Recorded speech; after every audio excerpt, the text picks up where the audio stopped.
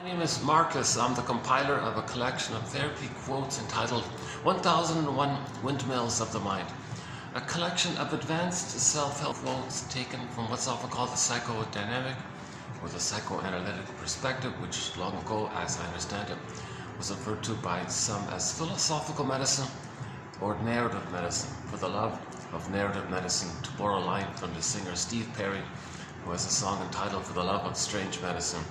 And it's constantly strange. It's a little bit strange to think that we're influenced by the past to such a degree that we barely enjoy the present. And the present is still the past, basically. Yes, materially, we understand the present's the present, but we're kind of relating to it emotionally as if we're still in the past. That's the theory, that when the child's hurt in the past, he remembers that pain, that interaction between himself and his mother, and he didn't get his needs met, he was terrified, and it creates an infinite loop in the survival brain which doesn't know time. So the baby's brain in the beginning, okay, that part of the brain, if the baby's terrified, it's going to go into the limbic system. I don't know the details, the spine, the tip of the spine, the brainstem, the amygdala, that kind of primitive old kind of part of us, and that part of the brain, nicknamed the iguana brain, salamander brain, lizard brain, pick your favorite creature like that. Those creatures don't know time. You can't go up to an iguana, excuse me, iguana, what time is it? So that's the idea, that part of the brain doesn't know time. So that's, the baby's considered to be in what's called primary process mentation. Primary process thinking. Okay, so the baby's way of thinking and all that, it's very different from normal conscious secondary mentation, regular conscious mentation, where there's logic and cause and effect, and you understand time and this affects this. You understand normally like that, right? But the baby in the beginning, his mentation, it's kind of wilder there. It's the dream world is in there. The fairy tale and mythological world is in there. Alice in Wonderland says, you know, up is down, left is right. The cat in that story says everything's mad in there. Don't expect any kind of conscious logic in the unconscious world. They're different worlds. We live in these two kind of worlds. Now, in this unconscious world, this primary process mentation. Yeah, some guy's doing their work just behind me there. That's okay, as long as I can block the view. Yeah. It's been a while since I've come here.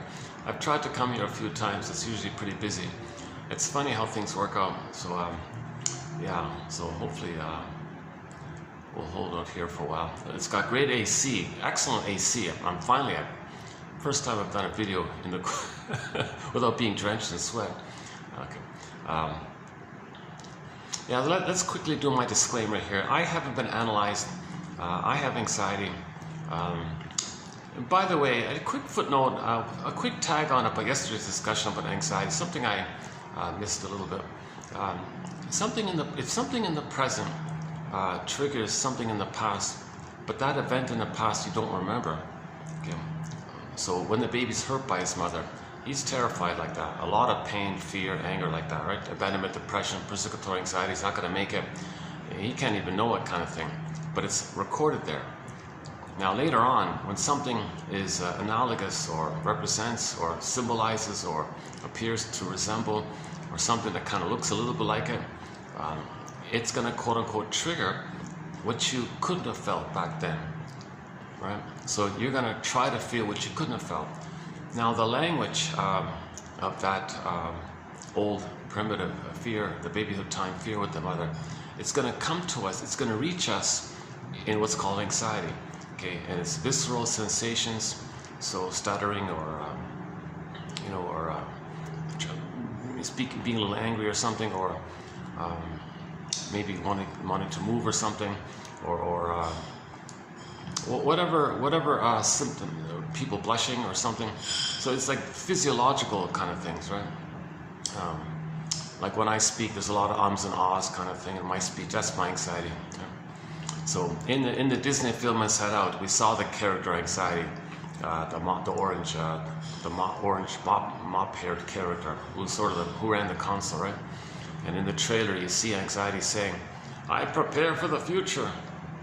Okay, what she means is, in the future, she's going to be reminded of that old pain with the mother. But originally as a baby, she was unprepared. Baby was passive, helpless, totally unprepared. Now, when you go through life, something's going to remind you of the past. Okay, so the baby creates a memory of the world in his mind, him in the world. Okay, the mother is the world for the baby. So the baby's understanding of the world is seared in. That's the world for the baby. Now, as he's living in the world, enter that song. I don't even know what it's called. There's always something there to remind me. I've heard that song a gajillion times in my youth. I don't even know what the name of the song is or who sings it. But that line is kind of like that. So there's something there to remind you.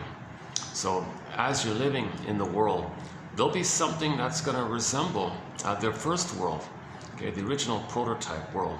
Now, living in the world reminds you of the first world. Now, when you're reminded of the breast mother world, okay, that's going to bring up the unprocessed fear, the unprocessed pain, the unprocessed experience. The baby couldn't know it, he couldn't feel it, couldn't understand it, couldn't make sense out of it, couldn't mean it, and he blanked out. But the memory's there. It's the unthought known. It's known, but he can't think it. So, to get out of this pain, okay, this timeless pain kind of thing. So think of a screen painting, like a baby version of the screen painting, but it's like still screaming, but it's still voiceless scream. And it's like, Janop's line is that there's an electrochemical flashing neon light underneath that frozen screen painting of the baby, saying, you know, pain, needs not met, mother dangerous, needs unmet, unloved, pain, you know, it's just flashing like this. So he's in pain, he can't scream, he wants to scream, it's frozen, like stiff, like two-dimensional, but he can't scream. It's a voiceless scream, he can't scream, he needs to scream, he can't scream, it's just like frozen like a, something like frozen like that. But the sign tells you, pain, basically. And that, by the way, sends a message to the brain to send him endorphins, numb. So now he goes in a swoon kind of thing. So he goes in a swoon. So he can go through life with that swoon kind of thing. Underneath there's that pain still going on. Now how do we get out of this pain? Well, the idea is narrative medicine. If we can understand it, what happened, forgive ourselves, give ourselves some credit that we were too young to understand or process the betrayal that we experienced. The greatest hurt of all, mother failed me. It's called a betrayal trauma. A lot of babies are being betrayed by their mothers unknowingly. I'm not trying to, just trying to be realistic here. If a mother doesn't meet the baby's needs, from the baby's perspective, he's betrayed. He's enraged, sees the mother as a monster, a sea monster, a guy with the horns, Cyclops, Boar Queen. So the baby creates an imago based on his feelings and needs, and he's relating to this imago. So that's a coping strategy the baby engages, called projection, to minimize the stress hormones he's going to receive. If he can fool his amygdala, hey amygdala, don't send me all these stress hormones. I don't have needs and feelings. It's this image. Look at this image. That image there. That Cyclops image. That's the one who's enraged and hungry. I'm not enraged and hungry. The Cyclops, the Boar Queen. Look at the Boar Queen. So in the fairy tale, the Boar Queen gobbles the men up in one gulp and picks up the, I don't know, spits up the bones and uses the bones as toothpicks or something. That's quite a graphic.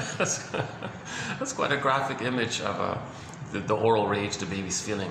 So the baby's in oral rage, of course, if his needs are not being met. So his pleasant feelings zoop away. So that's joy and sadness in the Disney film Inside Out. Joy and sadness got zooped away. Then you go back to the fear, anger, disgust kind of area. Fear is overwhelmed and anger is there. So with the anger, the baby thinks he can communicate, mother, I'm angry because my needs are not met. Okay, anger, quote unquote, anger is an expression of unmet needs. You see that, mother? Did you read that book?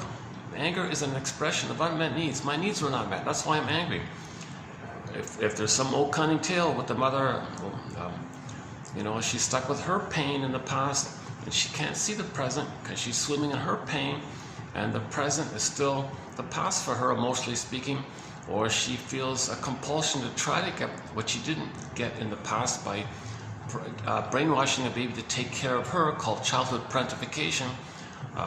baby's not being seen like this. His needs are not being met. He's got to sacrifice himself, try to save his mother, please the mother, heal the mother.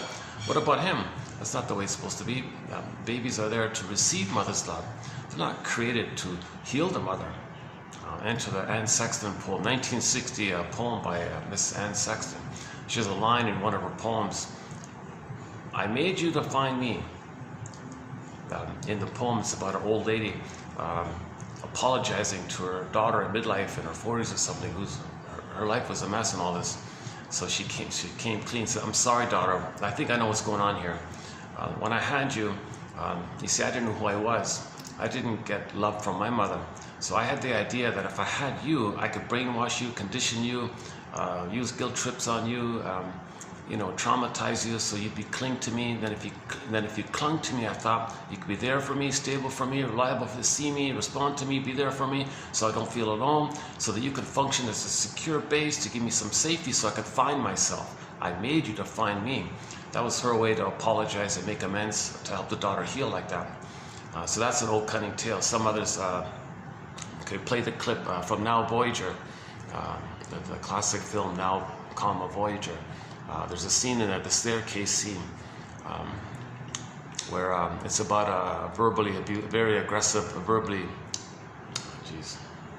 well, that's one of the, I don't want to talk about that ad. There's a SkyTrain just passed by with huge horror image of a very violent, gruesome horror image of a horror film that's showing in the theaters now or something. And it's just really, you see it all over the place. I don't know why they allow that. It's just, why are you scaring people like that? Little kids got to see that. On the positive side, there are some SkyTrains with the Inside Out 2 film. That's nice. That's a decent film. Finally, we had a decent film. My goodness, that's the first time I've seen a decent film in a long time. So that's refreshing like that. Okay, so the poem by Anne Sexton, I made you to find me.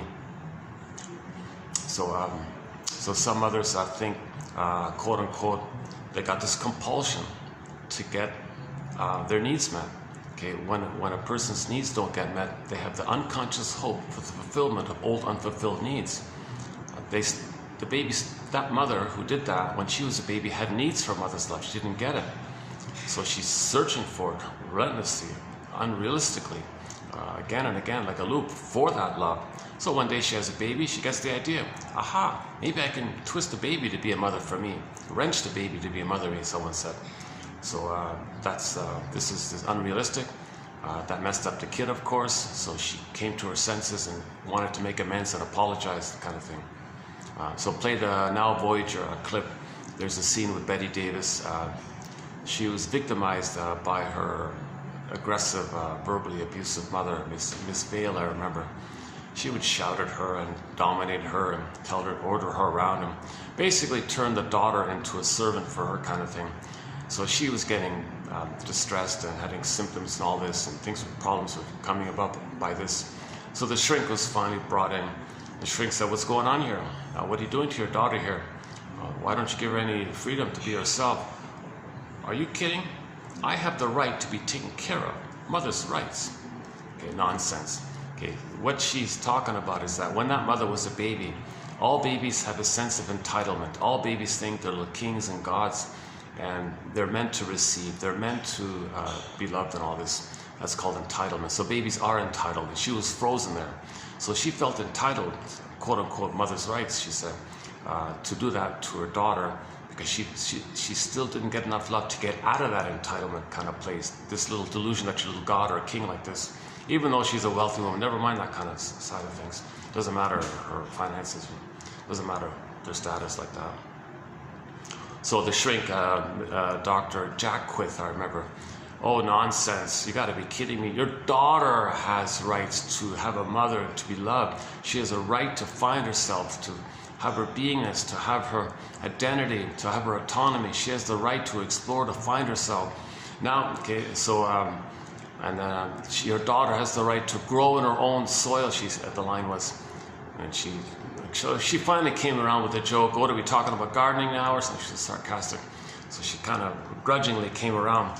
And then, so that put a wedge between the daughter and the mother. And then when the daughter was free, played by Bette Davis, right, the shrink guy gave her a little slip from the famous Walt Whitman poem, "Now Voyager," the name of the film, "Now Voyager. Now Voyager, seek thou forth and find yourself. You're free. Go, take off, get out of here, run." So, which she did, kind of thing. Now the rest of the movie's a snooze, but that scene that's a great classic scene. I recommend watching the film just for that scene. Forget the rest of it. Once she takes off, forget the rest of it. It's kind of annoying, but it's unreal. It almost counteracts the main message in a way. But just focus on that scene. It's another staircase scene. This time Bette Davis is not on the staircase. The shrink is on the staircase, confronting this aggressive mother like this. So that mother used her daughter to meet her needs. That means the daughter obviously didn't get her needs met. So she was in a mess. She had stress, problems, crying, and depressed, and all these hysterical things taking place. So she was a mess like that, right? And the mother couldn't figure out why. Or what's this about? Come on, shrinker man, fix her. No, you're hurting her. You're the cause of this. How dare you? She thinks little God, entitled little king, little God like this. You know, that psychology is compounded because she inherited some kind of wealth from her family or something like that. So it kind of compounds it. So she was really got this reward for this psychological pathology that you're a little God like that when she inherited all that money or something.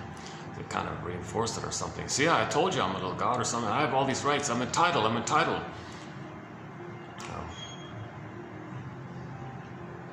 This issue of entitlement and thinking you're a little king or a little God, infantile megalomania, glorified self, idealized self, this dissolves mainly at 18 months of age. The baby has it in the uterus, where he's one with the mother, called the blissful oneness, and he's merged and symbiotic with everything around him. So he's in this blissful union with all that's around him. So the power of the mother, he thinks it's hidden. That's infantile megalomania. The baby doesn't quite yet get at that early point that he's a little person inside his mother who's a person, and there are two people. Doesn't get this person-to-person kind of idea yet. His psychology is, he's in this blissful kind of feeling, and he's the universe, he's everything, it's all for him, or he's the universe, or maybe he's the center of the universe, and the purpose of the universe is to serve him, so he feels like a special chosen one or something like this, right? That kind of thing. So he thinks that the bigger power chose him to be one with that bigger power, and the two of them are one like that, two peas in a pod, and it ends up with this solipsistic bubble like this. So that's called narcissism, and it's addictive. The baby's not addictive, but that psychology is a blissful, ecstatic kind of feeling, they said. Now when he gets out of it, so he's not addicted because he's going to pass through it. Now people who are traumatized, they want to go back there and blip it up, and go back there and blip it up. They may get addicted to it because that's their, so that's a separate kind of idea. But the point is, babies are considered to be an oceanic feeling, oceanic bliss, oceanic oneness, unico mystica, or unio mystica, one of this big mystery. Also known as the Garden of Eden, Shambhala, Shangri-La, Avalon, Nirvana, Garden of Eden, Nirvana, look at that, this blissful, paradisical kind of garden like that. So myths and fairy tales provide symbols. The symbols are not real, but they point to some inner psychology which is real, but it's invisible. So symbols are not real, okay, but they point to something that's real, but invisible. So something we don't see, but it's there. Like yesterday's example was the hell scene. So we have the symbol of hell. The storyteller tells you about a hell scene, or you watch a film, there's a hell scene or something. Well, that's not real, obviously, but it's a symbol. It's not real, but you see it. It's visual, it's a symbol, but it's not real. It's there, it's created to point to refer to represent, to communicate to you, to make visual, to communicate and make visual to you something that you don't see. A burning, biting feeling called shame. When the baby's shamed, when the baby's needs don't get met, that's his identity. Okay, the emotion related to the rejection of your identity by your mother is called shame. So shame is this burning, biting feeling. So the storytellers got the idea to create a little scene. Let's call it hell.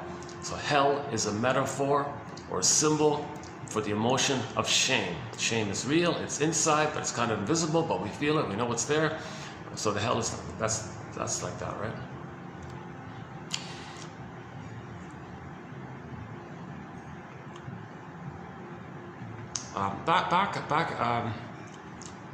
Back to the anxiety carrier for a moment.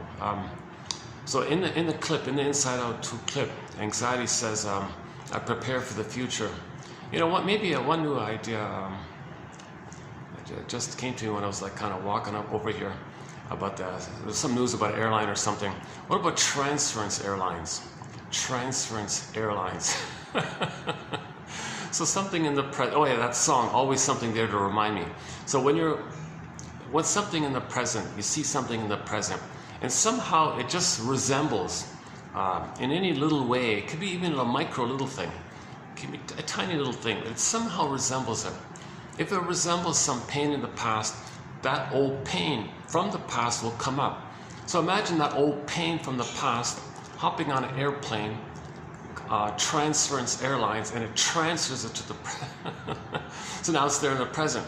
Now the symbol in the present isn't the actual thing in the past. The symbol just reminds you of the past, so it's flared up. So imagine the emotions from the past coming to you in the present. That's called a Transference Airlines. So this is the idea of transference, where we transfer what we couldn't know in the past and believe it's in the present, make it in the present. No, it's in the past. Something in the present triggered the past. To know the past, so you can understand the past, process the past, know what you couldn't have known, feel what you couldn't have felt, come to terms with it somehow. It's called the working through process, suffering through process. Need air, medicine, need the story, need to feel safe, need to admit it. Why did it happen? Why did the mother do that? Forgiveness, understanding. You got this kind of whole kind of process like this. Then the ghost is laid to rest. Then you can know what you couldn't have known, feel what you couldn't have felt, called bladed feeling, bladed release of your feelings, and the bladed understanding. And the jargon is abreaction, like a genuine abreaction. Okay, Inside Out 2 film, that's when the orbs came to the front. After the free association boat to the back, and the orbs came, the cables to the front, a new sense of self. And you got back here what joy repressed from the beginning. So joy in the beginning repressed all those negative memories. The baby can't handle ambivalence. He only needs paradise, so he keeps the paradise feelings. Anything that's painful pops it away. So you saw Inside Out 2, the film of the year 2024, Inside Out 2. Now it's declared as the #1 animated film of all time. So I spent a fair bit of time on the film already. I won't do it here today, but I started talking about it 2840. So it's a little muddled, but I got through it.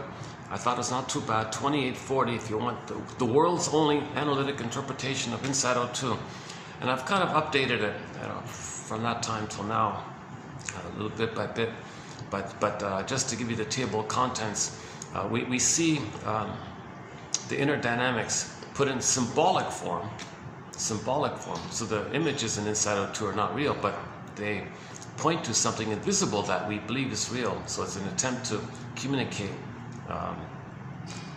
to us what's invisible. So you create some kind of, like an artwork, it tells you what you feel, kind of thing. So let's zip through it quickly. So when the baby needs paradise. Baby can't handle ambivalence. Baby can't do under heaven, over hell. If the mother's hurting him, the baby can't say, oh gee, she's having a bad day. Well, that's okay. I remember yesterday she was pretty good. She must be having a bad day. Or, gee, mother's in pain from her past. She can't see the present because she's stuck in her pain, and she's in this battle with her mother in the past. So she's replaying that battle in the past, and she's drawing me in her drama.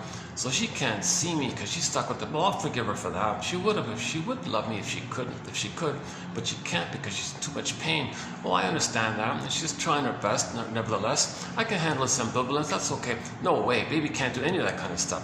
It's heaven or hell. It's either or for the baby. That's where this either or stuff comes from. In the beginning, it's either or for the baby. It's heaven or hell. If the baby is nursing properly, he's got this paradise, the heaven. If the baby's got the attunement and the soothing and everything's flowing normally, the milk flows smoothly, and the suckling is normal, skin to skin, and the loving gaze, warm embrace, rhythm of safety, attunement, flows.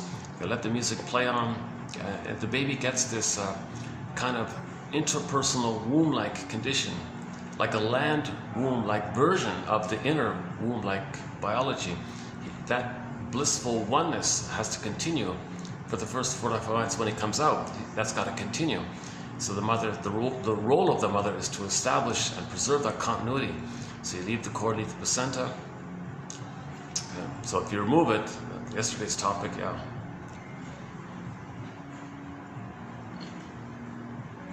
It's funny. It's funny about this topic because you might not hear it. There's a conversation. See, yesterday I had this issue. See, yesterday was a bit of a disaster for me yesterday. The other videos prior to were okay, because there was a couple chatting near me kind of thing, and I did feel some. That's why I'm talking about anxiety, and I was saying in the last video, geez, you know, this is a very benign little thing. It's an open public restaurant. They're doing absolutely nothing wrong. They're completely normal kind of thing. But I'm hearing a guy and a girl talking to each other nearby me kind of thing. And after a little while, I start to feel a little scared or sad or angry like that. And I was feeling, and I tried to reason with myself, no, that's the present, it's benign. What I'm feeling is a triggering of the past of my mother shouting, or my parents shouting or something. But I don't remember it. I'm just assuming that. I'm just making the inference. So I don't remember my parents shouting or something like that, but I'm assuming that took place, because why would I be bothered by a little innocent conversation near me like that? So that's like a symbol of the past. Then the past feelings come up. So the idea is to unblend it. So what happens is when the past feelings of me being a baby terrorized with the parents shouting or something, or maybe the neighbors were shouting, I don't know what it was. There obviously must have been some kind of shouting going on that scared me. I couldn't know it, so I numbed out, spaced out, whatever, but the adrenaline and the stress hormones are there. So when something in the present is symbolic or analogous to or appears to be or resembles it, it has the effect of triggering up those repressed feelings that come up, because we're trying to process, we're trying to know, so we're trying to get our story. So we actually experience things that bring up the past so we can know the past, so we can face the past, address the past, heal the past, and then relax and love life in the present. And we can't love life in the present if we're stuck in too much pain in the past, because we're afraid to enjoy the present because we're just swimming in the pain of the past.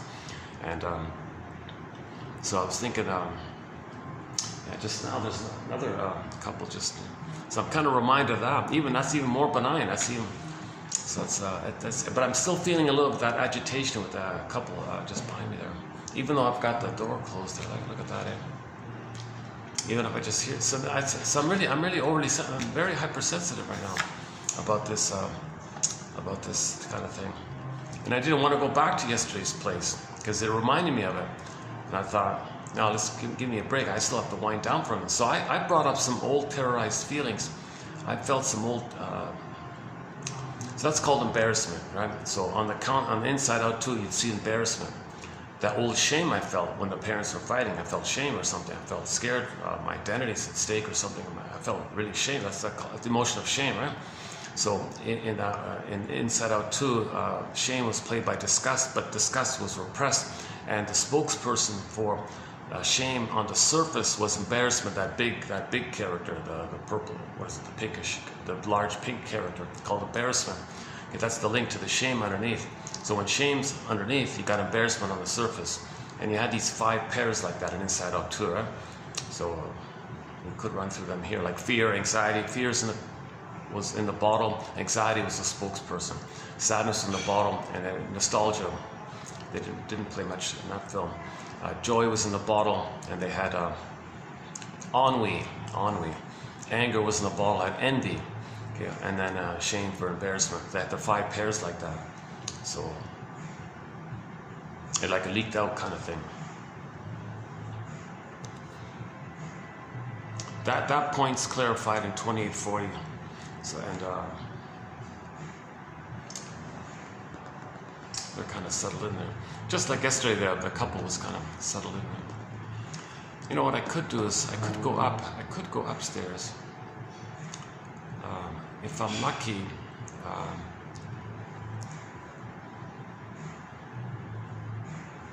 I could spend a few minutes upstairs, and when I come back, maybe that couple will have left. Because I just went through this, trying to run through a video with a couple yapping near me. I just went through that, and I made a mistake. I should have moved earlier. I stayed with it, and I'm feeling more and more of the pain coming up. I'm repressing, and I'm using a defense mechanism: denial, suppress, denial, suppress, denial, suppress. And then I was getting a little angry, so I was speaking more quickly. I was a little more agitated. I was speaking more loudly. I was like moving around a little bit, and then I was fumbling in my speech a little bit. And that it was so I was engaged in what's called defense mechanisms to not feel that old fear coming up. That's triggered, right? So in the present, when you're reminded of old fears, that's called anxiety. So to not feel that anxiety in the present, meaning the old fears from the past being triggered up, now called anxiety, is a defense against the anxiety. We do things to not know the anxiety. So yesterday I think I was just giving the rationalization, bury it, no, deny. Just talk louder a little bit, maybe, or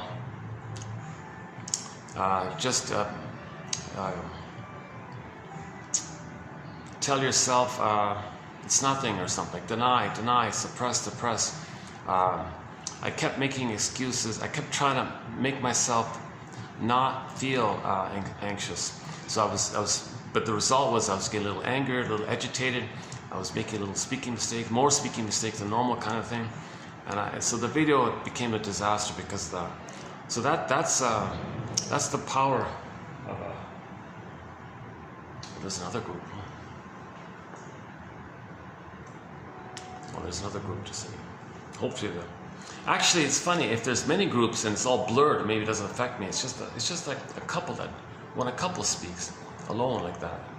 But if there's a mush of people, maybe it's just a blur, it's okay.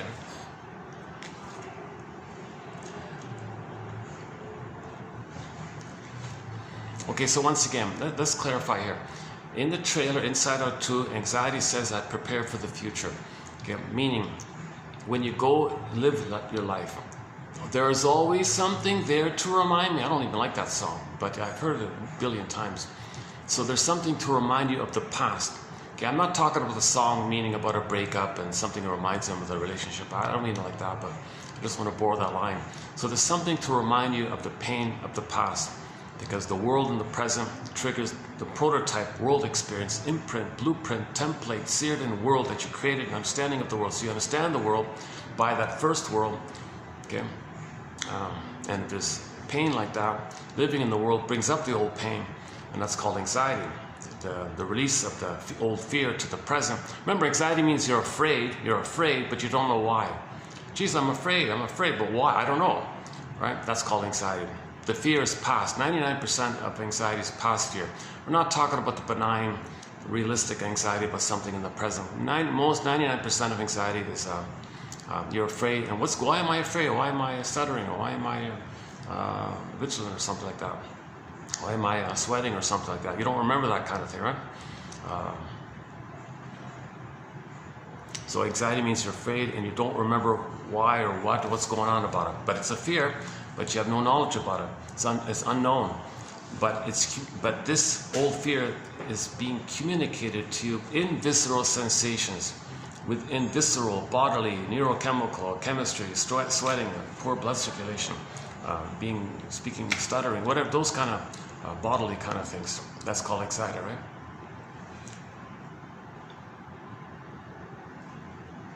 So yesterday, I heard a couple near me, and I was feeling that anxiety, and included in that anxiety, I was feeling a little embarrassed, even a twinge now. I still feel a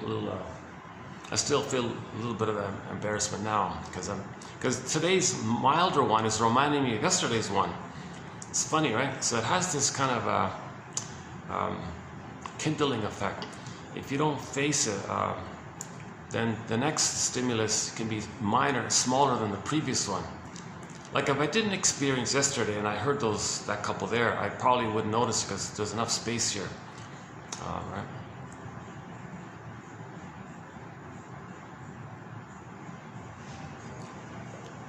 So things in the present, we call them triggers, okay, also known as symbolic of the past. So the symbol is not real.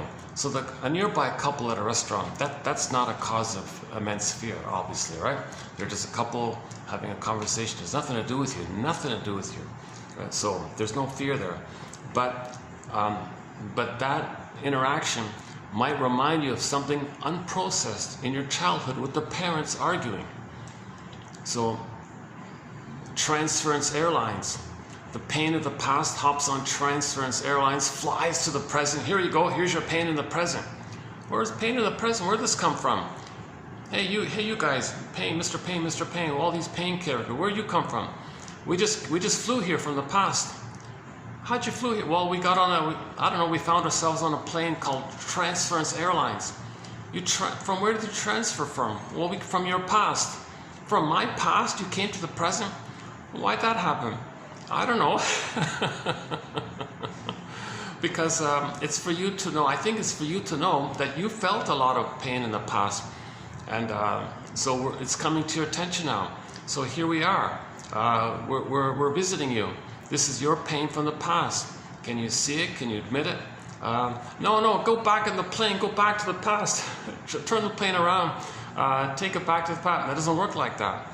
We're here now. We're stuck. But I might try to push them in the plane, or get another.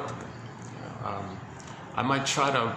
Okay, well, go in the closet or something. I might try to push them or quiet them or something. I might try to, or run away from them, be manic, or I might try to distract myself so I don't notice them. I might do things to make myself unaware of this pain like that. That's called defenses against anxiety. So when you address this issue, you first look at those superficial defenses against anxiety, then you look at the old pain in the past. Okay, so it's a layered thing. Shall I compare thee to an onion? So first you identify what you're doing now to get away from those pain characters that flew here on Transference Airlines that are bugging you, right? What are you doing to get away from those Mr. Pain memory from the past characters? What are you doing to get away from them because they're bugging you, right? So then you identify that. Okay, so you admit this pain. Okay, now what? Well, that pain came from the past. I see. So what happened in the past? Okay, well, I guess we'll talk about your childhood. So you think maybe possibly the parents were shouting. Well, tell me about the relationship with your parents. What was it like at the dinner table, for example, or what was the child like? What was the home life like? Did the parents talk nicely to each other? Or was there like a cold, stony silence between them? Or was there like passive-aggressive behaviors? Or did one avoid the other? Or did one scare the other or something? Or what was going on?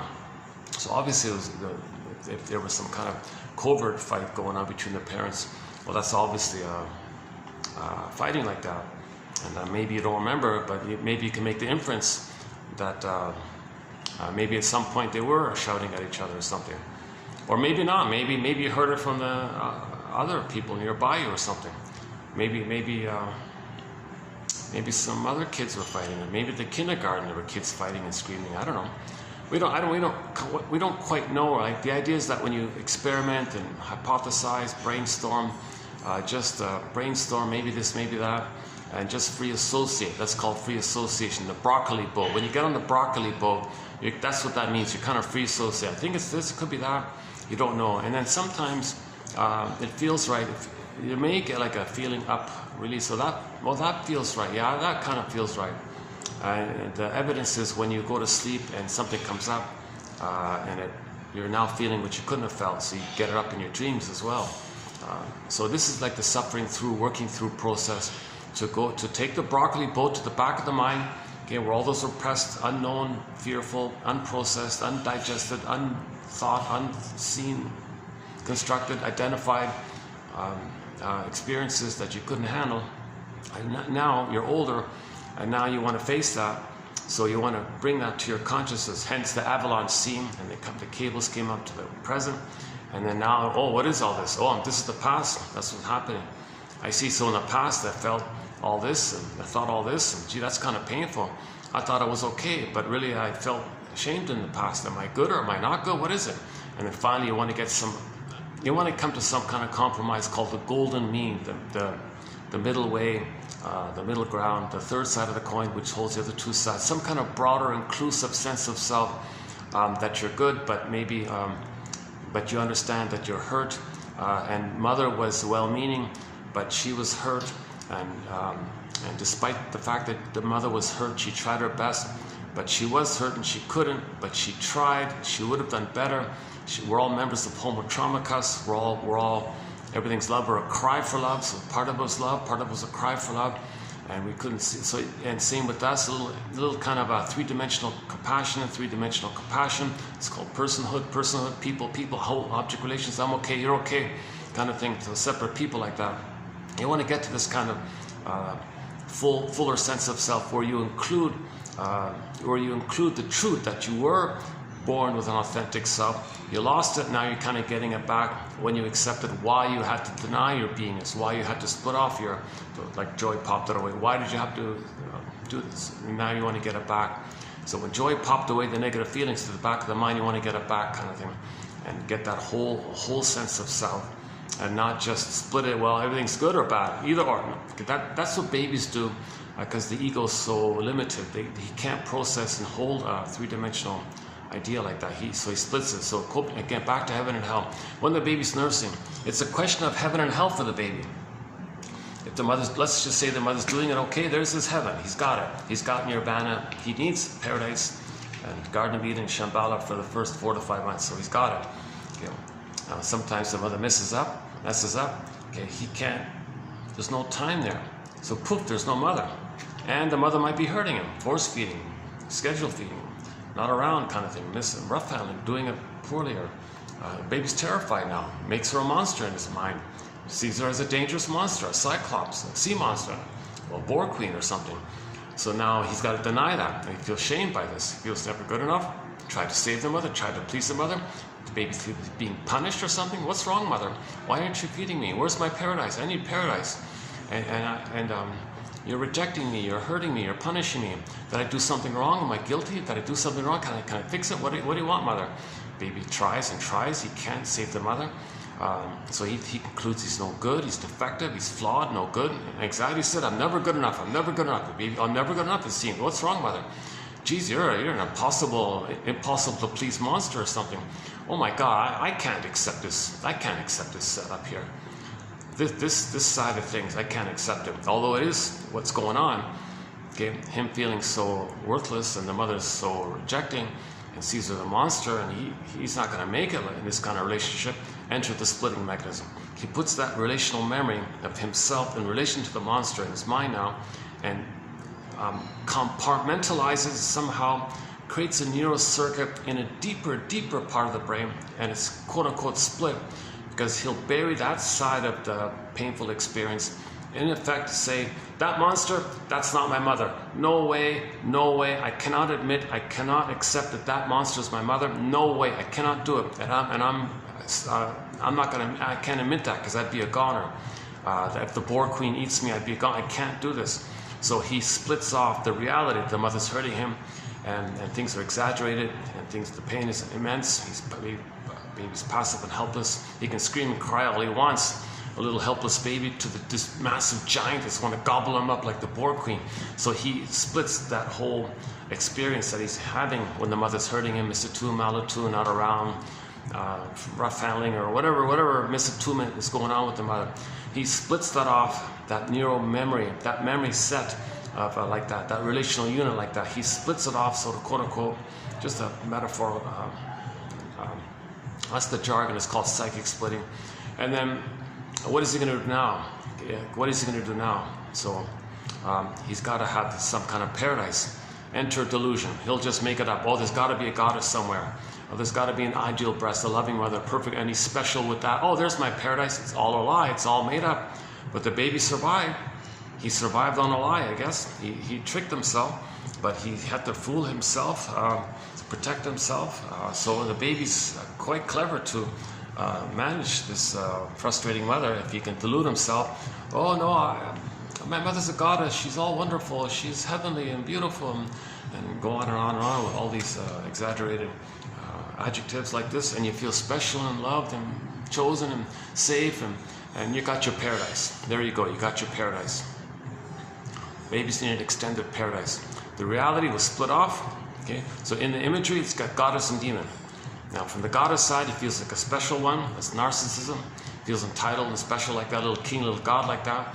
And on the other side, he feels defective and no good. So anxiety came from that other side. No, not good enough, not good enough. And the joy side of the character, oh, I'm always good like that. So the baby engages in psychic splitting to kind of manage and arrange the situation.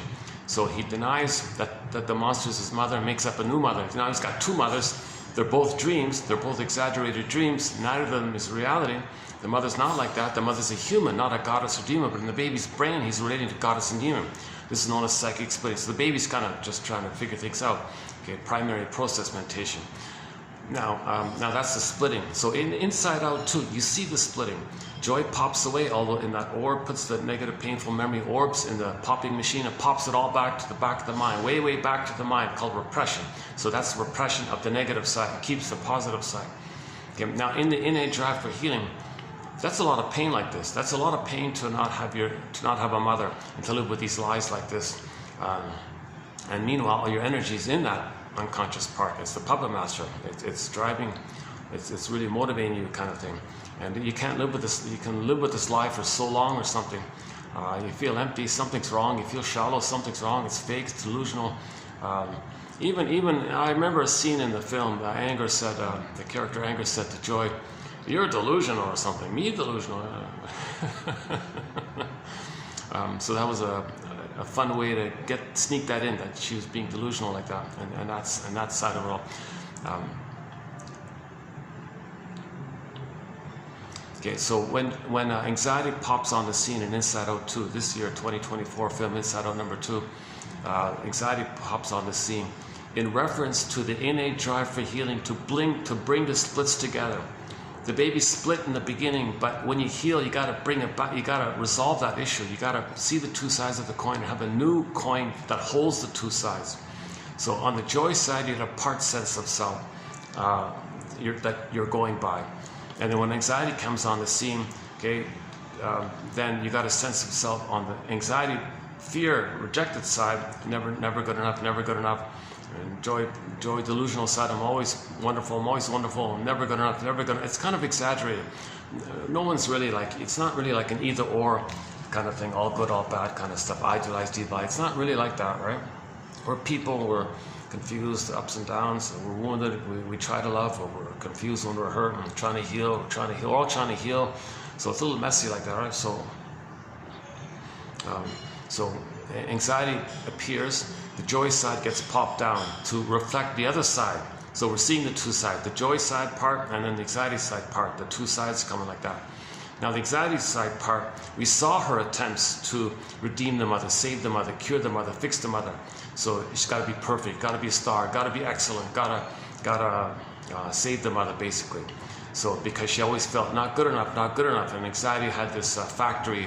Come on, people, come on, mind characters, create imaginary negative scenarios, create these negative, worst case, catastrophizing scenarios. What if this happened? What if this? What if this? What if this? I'm going to prepare. She drinks all these energy drinks, buzzing around manically, very funny.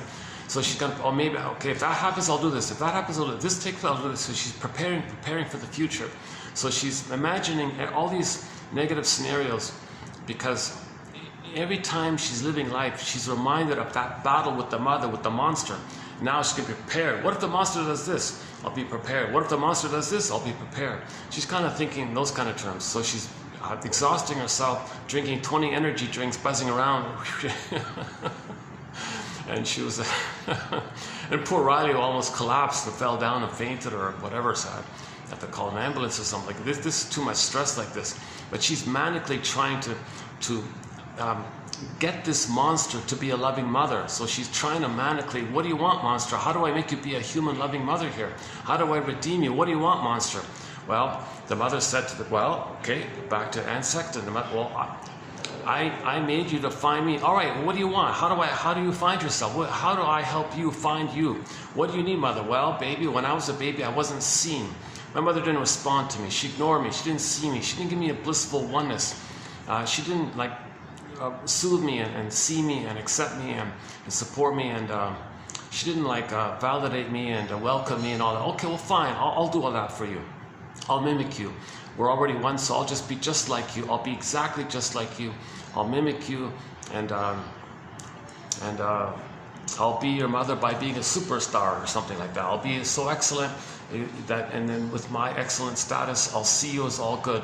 Okay, this is impossible. No baby can save the mother like this. So anxiety collapses, kind of thing, and then the two false sense of self, the two-part sense of selves, which are delusional or unreal. This is the baby's attempt to try to understand things. So he just accidentally makes these conclusions to figure things out like that. So these two-part sense of selves on the two sides like that, both were removed, right? Both popped away to make space for a new sense of self, the third sense of self, the one that includes those previous two that got zooped away. So finally, at the conclusion of the film, okay, when you free associate, ride the broccoli boat back to the back of the mind, in the avalanche scene, that's the ab reaction. Now you're feeling what you couldn't have felt, because now you know. Now you know what you couldn't have known, because you forgave the mother, understood the mother, okay? And then you understand things, and you mourned, you cried, you mourned, you cried. Then the feelings are coming back. Now you're accepting yourself. Now you're going to get a new sense of self based on the acceptance of the split, the things about you that you denied, the things about you that you didn't know. Now you're going to accept and reclaim it. Now when you reclaim it, there's this period where you're a little confused. Gee, I thought it was no good. Oh, maybe I am good. I have gratitude. No, I'm sarcastic. I don't care. No gratitude. Wait a minute. What is it here? I have gratitude. I don't have gratitude. What's going on here? You know, she said in the movie, I'm kind, I'm not kind, I'm smart, I'm stupid. All he had all these little opposites, the either or opposite kind of things all the time, right? So then you saw the group hug scene. All the 9 emotions came around. Yeah, nostalgia didn't appear. Yeah, nostalgia should have popped out. And she should have been included in the group hug. Anyways, so that's like holding it all. That's like containing it all. That's like trying to accept and nest and hold it all together, ball, like to get a new whole sense of self. That's like the round idea, right? To get an inclusive like that. It's called whole object relations. So finally, when she got it, okay, her symptom went down. She didn't collapse. She could breathe better. You saw her breathing, and now she had her feelings. And with her feelings, she could make amends for the mistakes she made before. So she apologized to her friends, explained that she was, she explained about her negative behavior before. In her ambition, she was greedy and selfish. So she apologized about that and asked for forgiveness like that. She came to her senses like that. And then the coach saw her as more mature, and because that gave her the scholarship and all this, because she wasn't going to get it before. But you're a real mature team player now. You're a real adult on the scene here. We need that. We need calm people. That's sustainable. This anxiety thing is unsustainable. This delusional thing is unsustainable. We need like a well balanced kind of someone who's connected with their beingness. There's a certain kind of inherent integrity like that, and the team members, everyone benefits from that. And, it comes. Okay, so that's the conclusion was her symptoms went away, and then she was successful in love, work, play, and all that stuff, right? Okay, now, so the process is called free association, and we saw how difficult it was for them to even find the boat. They were lost. Where's the boat? We got to find this boat. That's code for how difficult it is to free associate. We're afraid to free associate. We're afraid to say what's really going on, like what you really feel, because that's vulnerability. You're bringing up those old fears to do so. So they couldn't find it. Okay, after a while, you finally find it, and then the next part was they're afraid to get on the boat. You know, like that's like another fear comes up again. No, really, are we really going to say the truth here? Remember what happened when we were a baby and we had the truth, the mother hurt us? I don't want to speak the truth like this. And then when somebody said, for Riley, come on, get on the boat for healing, for our own healing, for our own soul. We want to get back our beingness. That's Odysseus. He wants to get back home. Come on. Odysseus kept saying, no, I want to get back home. His body. This is kind of like Odysseus getting on the river like that, the water journey, sea journey. So they got on the boat, and then the riding the boat back to back, that's called free association. This comes to mind, this reminds me of this, is it that? And your friend might say that you must have a very good reason. Go on. What do you know? So if you feel safe, it helps you to free associate. Now we don't see Riley. We don't see in the film Riley kind of like on the couch talking to somebody, and we see her talking, and then from that underneath we see what's going on in the unconscious. We only see mainly what's going on in the unconscious there. I'm talking about the 5 characters that were bottled down, right, suppressed in the unconscious. So we see the imagery of how healing might appear when a person is healing. So you free associate, so you're going closer to closer, the flow back to the back of the brain where all those orbs are, those repressed memories are, those denied painful experiences that we know. And anxiety comes in there. There's immense fears in there, right? There's immense fears in there. So now you got to a place, oh my God, I really admit, and I really get the painful truth. I really get this painful truth that when I was a baby, it's coming to me now with my dreams and my inferences. I'm feeling it now more and more that mother wasn't around. She wasn't around. She didn't want me, or she resented it, or something. I didn't have a loving mother, and now you're crying. So you would see Riley wailing and crying on the surface, and then the avalanche scene is coming up. Okay, and now you're accepting things, and she's crying, and you're accepting things, and you're getting and now you processed, and there might be a little quivering and shaking going on, like a little release body. I don't know about that part about the body release. There might be some physiological mild rattling or quivering going on because your nervous system is sorting itself out in response. So now your stress hormones are kind of you don't need those stress hormones, so there might be like a body reaction like that. And then you get now you feel more embodied. And then Janov says when that happens, according to him, the body temperature cools down. The voice is more resonant with their beingness. They're more warmer and friendlier in their manner, like that. And they're not like cynical or nothing like that. So you'll notice the changes. And then when you have that, it feels as if the world is new. The world's the same world, but to your eyes, it feels like you're in a new world. That's the last quote here in today's batch here. Let's see. Once we see the world differently, we seem to inhabit a new world. So Riley, in that conclusion, it'd be like, this is a whole new world for me. Oh my God, I never saw this before. So from her, it feels as if she's in a new world kind of thing, meaning like that. Because before she was just in this fog, trying to manically Kneve, and she was, being a little criminalic a little bit, trying to be so greedy and ambitious, and she dumped her good friends, thinking to make better friends. So she's ambitious like that, and she's willing to cheat like that. She's in that kind of world like that, right? But when you're healed, and you got your beingness, you got your home within.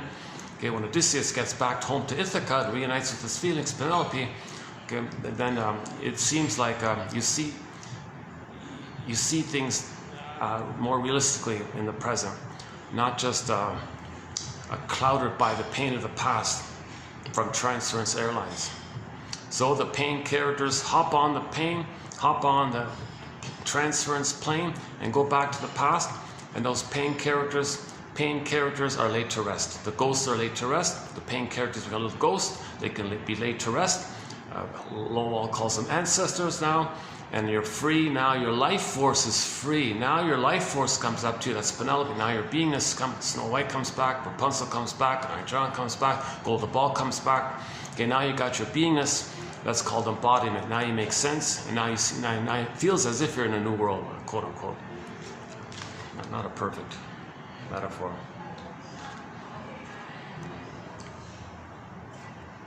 And now it's okay. Now it's getting busier. It's muffled. There's several couples nearby, so it's kind of muffled a little bit. I'm starting to calm down.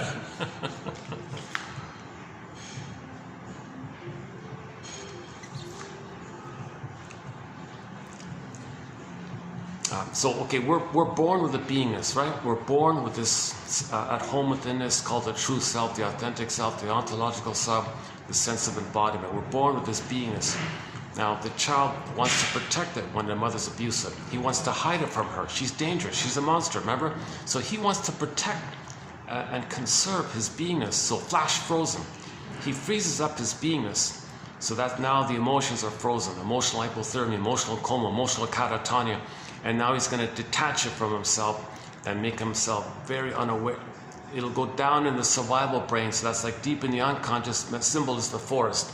So in the forest, you got Snow White. Snow White is a metaphor for our beingness.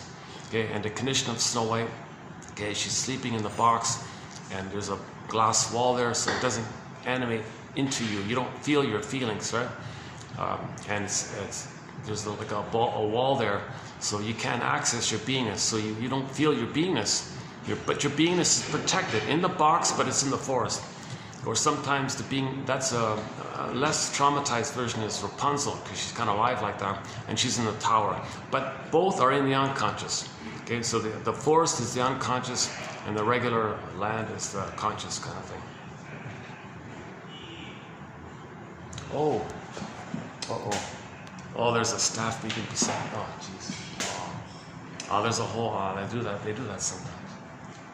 Oh, there's a whole staff meeting right beside me. It just started. Now that might get to me a little bit. But I've cooled off, so I might be able to just go outside for at least 20 minutes or something. Hold on a second.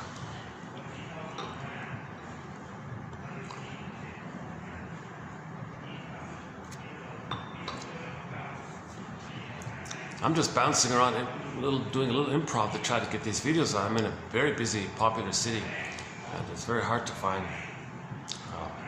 I'm in various restaurants and coffee shops and hotel lobbies and wherever I can find a little spot to speak, kind of thing. So the last, not yesterday's one, but the 3 prior, I got really lucky. I was in a little cozy restaurant in a cornered off section. And that was nice. I could just go straight through it. I could get into a flow. So for the most part, those are good videos. But yesterday, I had the people beside me. That was a disaster. I still posted it. I could have deleted it, but you know, each video, whatever it is, the main thing is to get the quotes out. So the main thing is to get the quotes. So you click the more link, you'll see the quotes. So 2 main ways to get this set of 10,000 quotes here on the channel. Okay. And you follow Robert Bly's advice to read psychology, meaning psychoanalysis. The heart and soul of psychology is psychoanalysis. So when Bly says, you know, read psychology every day for 10 minutes, he means psychoanalysis. He teaches psychoanalysis. He just doesn't use the term too much, but he talks about it when he gives interpretation of myths and fairy tales. And he does talk a little bit directly about psychoanalysis sometimes. So like regular psychology, like, you know, like pop psychology or academic psychology, it's trite, erroneous, vague, most of it's wrong, just misleading. It addresses the topic and it's just convoluted. Most of that's useless. It's really it's a huge red herring. So the psychoanalysis is a little more helpful because it's helping you to make links, past-present links. Okay. You have a pattern. You learned it in the past, and that's why in the present you're doing such and such. So you make this kind of link like that. You got a recurring, repetitive pattern. You learned it in the past, and now you see a real example in the here and now, and you feel it in the here and now. Oh my God, that's why I'm doing this now? Because I learned in the past, and that's been a regular pattern. So that's like one way to consider the idea of interpretation. Yeah, let me try upstairs. If it's busy, I'll just go to the outside part for a bit. Because my talking might interrupt them too, right? Okay, well.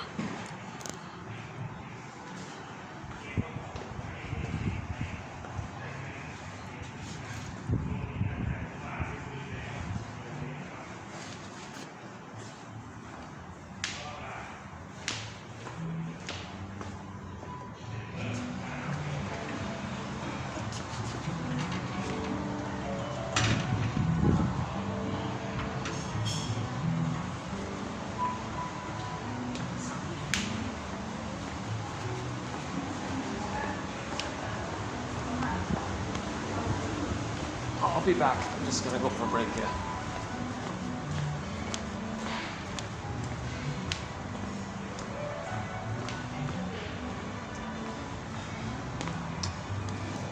Oh, maybe I can almost just sit here. What about this? What about just here for a bit? Ah, okay.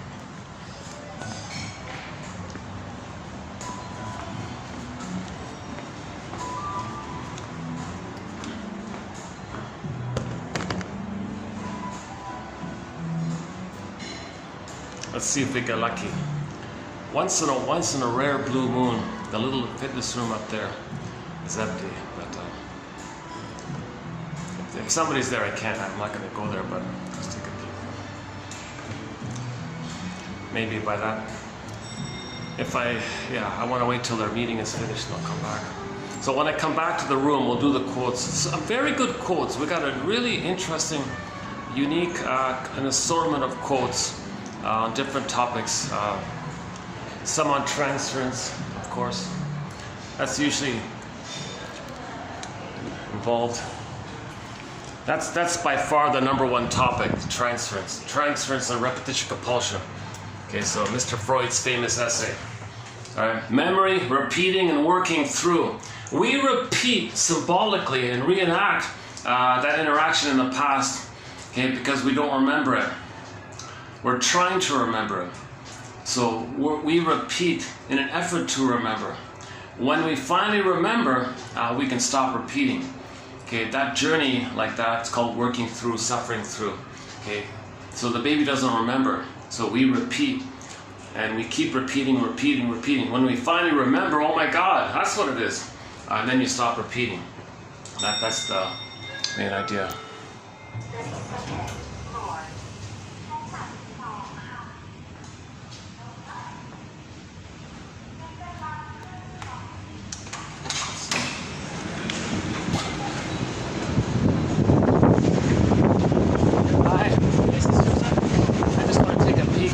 Can I use that balcony part over there? Yeah, you can do just for a little while, maybe 10. Oh, right, that's what you said. Yeah. Thanks a lot.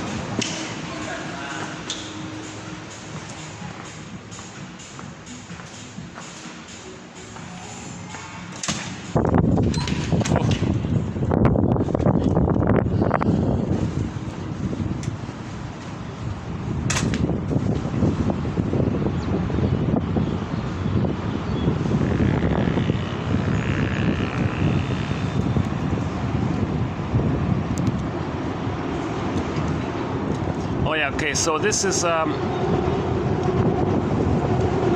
that's southbound. Antarctica's that away.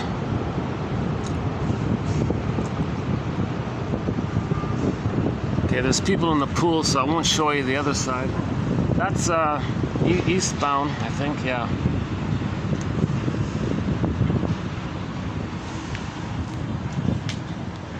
Maybe I can just stand here.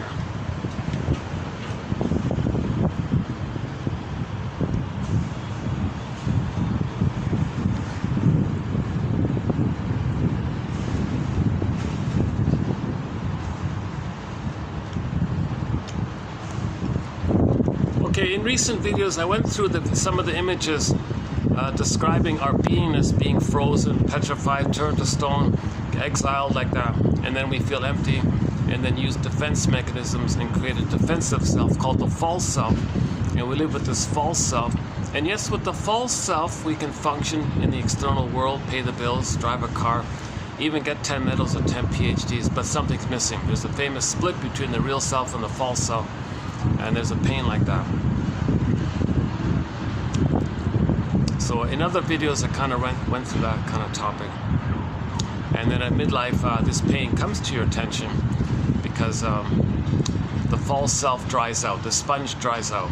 The purpose of the false self mainly is to make you unaware of the pain of the loss of the real self. Okay, now you're going to be reminded always there's something to remind you, but before you're fully reminded of it, the false self will bury it. So you be manic, keep busy, be an emotional eater. If you do feel a little pain, or reach for a cookie, some people reach for the cigarette. Janov calls cigarettes tranquilizers. I didn't know that. He has the line, does the person know when he reaches for the cigarette that he's in pain, looking for a tranquilizer? Does he know that? Same with the emotional eater. When they open the cupboard to eat the biscotti, do they know that they weren't comforted by their mother, and they're looking for sweets because they didn't get mother's sweetness. So again, the symbol, the cookie is a symbol of mother's sweetness. Okay, so the symbol of sugar or something, sweets, candy sweets. Okay, that's that's to represent that you didn't get mother's sweetness.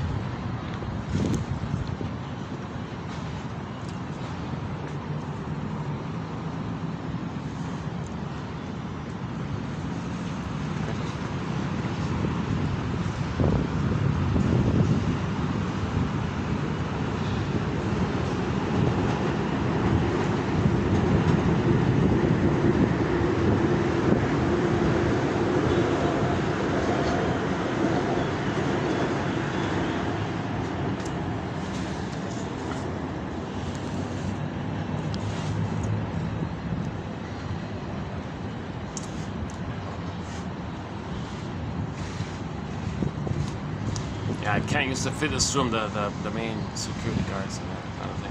Just a tiny little thing. That's okay. That meeting shouldn't be too long, right? Maybe half an hour kind of thing. I think it's a staff meeting or something.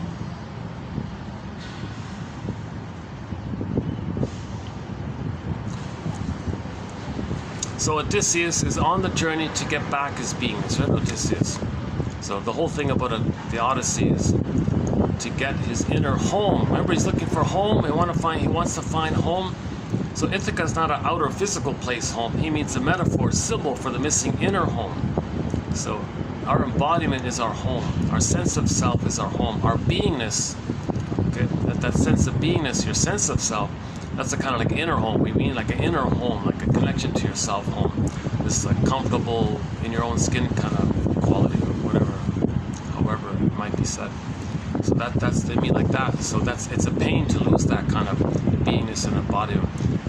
It's yes, the false self keeps us in a swoon, it keeps us in a dream, in a trance, it makes us numb, makes us go through the motions, and makes us unaware of the pain. But at midlife, it comes up to us. Wait a minute, hold the phone here. Something's missing here. I don't know what it is, but something's missing. Well, their beingness, we live to the extent that we feel. Now, by the way, when your beingness is frozen, your golden ball goes down the well. Same kind of thing. So your golden ball's not. The golden ball is okay, maybe I can let these people have it.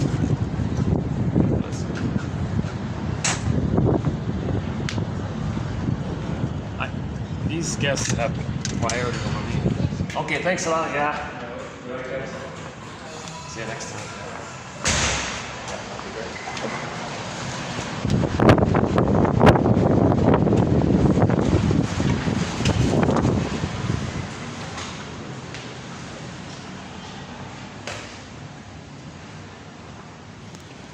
I could just stand here maybe, huh?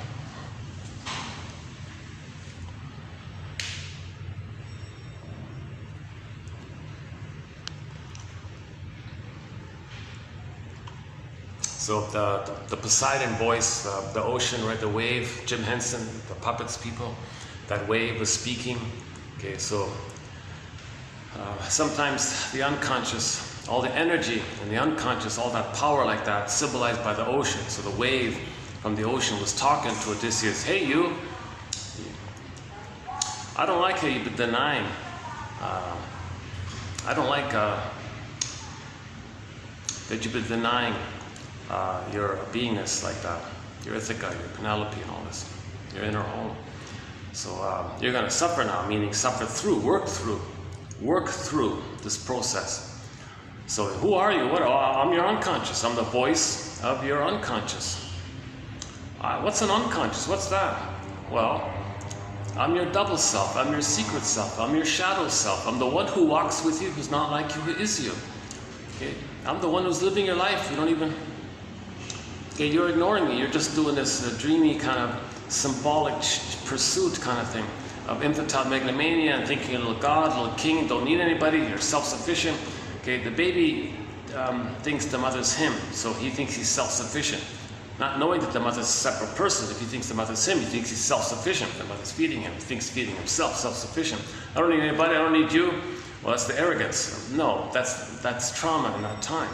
He didn't get enough love to get out of that time, so he's got to suffer through to admit the truth that he didn't get enough love to find his home.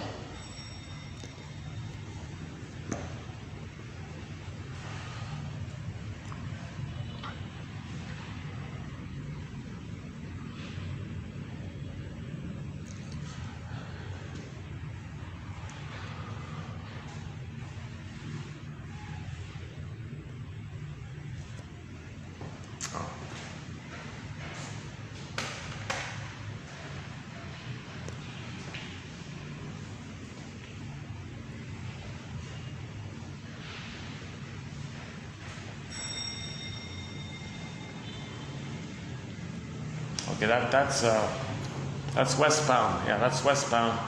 No, that's westbound. That's westbound. Yeah, that's northbound.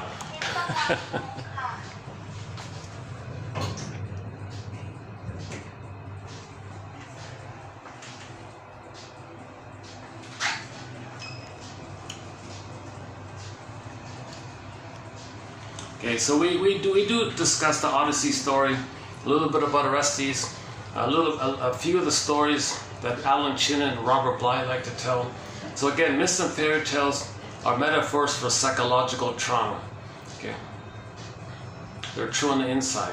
You interpret them like dreams. They're soul stories. You interpret them like dreams. Every character in a myth or fairy tale is a personification or a symbol of something within, of one person, of one mind.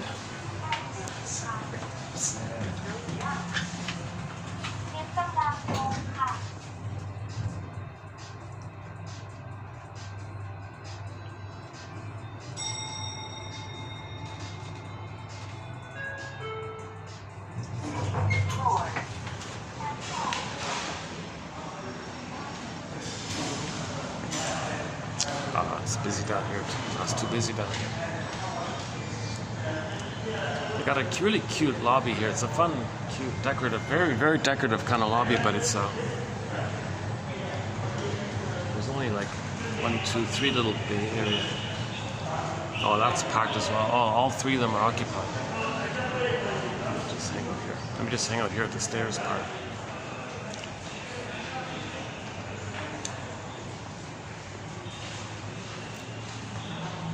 Let's try this.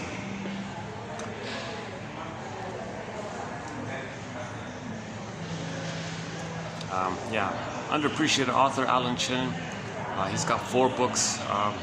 He calls them middle tales. He said he read 10,000 fairy tales and plucked out the top 50, which are more specifically geared towards people in midlife. He calls them middle tales or elder tales. So he retells them in 4 books. Once Upon a Midlife, In the Ever After, Beyond the Hero, and Beyond the Princess. That last one got renamed Beyond Awakening the World. Like women wake up their world, they find their voice, and others are inspired. He means it like that. And Beyond the Hero, he means like the machismo act hero. So beyond that, where you get your authentic hero. So that phrase, hero's journey, to avoid the confusion, he calls it the second journey at midlife. So to avoid the confusion of Campbell's term, the hero's journey. So when Campbell uses the term hero's journey, he means the journey to get back your beingness, to get the story of your mother, to get the story. You got to be a hero. It takes courage to find the story, to find the truth of why the person's mother didn't love them as a baby. That's a very courageous, painful, hard thing to do. Hence, you're a hero in that sense. Okay. Lucy Freeman's, to go to TQ 2822, the one by Miss Freeman there, she said she went to a shrink, John Thurrott, I think, and he said to her, you know, Miss Free, you're a journalist, right? And you ask all these why questions, but I think you're missing the most important why question. That's at the root of it all, the core of it all. What's that, Shrinker Man? Play the song Shrinker Man by Katie Lee. Shrinker Man, wise me up if you can. So we have 4 songs on our soundtrack by the singer Katie Lee. Shrinker Man, Properly Loved, Repressed Hostility Blues. That's a funny song. And her big hit is called It Must Be Something Psychological. a famous perfume company used that song as the background of their perfume, or fragrance or whatever it was, I forgot. Cologne or something like that. It must be something psychological. It's really quite explainable. I only like guys who are unattainable. It's not logical, it's psychological. My mother was emotionally unavailable. I'm stuck there. I see all people, I must see all people as emotionally unavailable. So I can eventually know my mother was emotionally unavailable. So she only chooses narcissistic men because it reminds her of the mother, and that she's stuck in that unfinished business with the mother. So you recreate the problem with the mother with others who remind you of the mother to know the problem with the mother. That's called repeating, remembering, working through, repeating to work through to remember.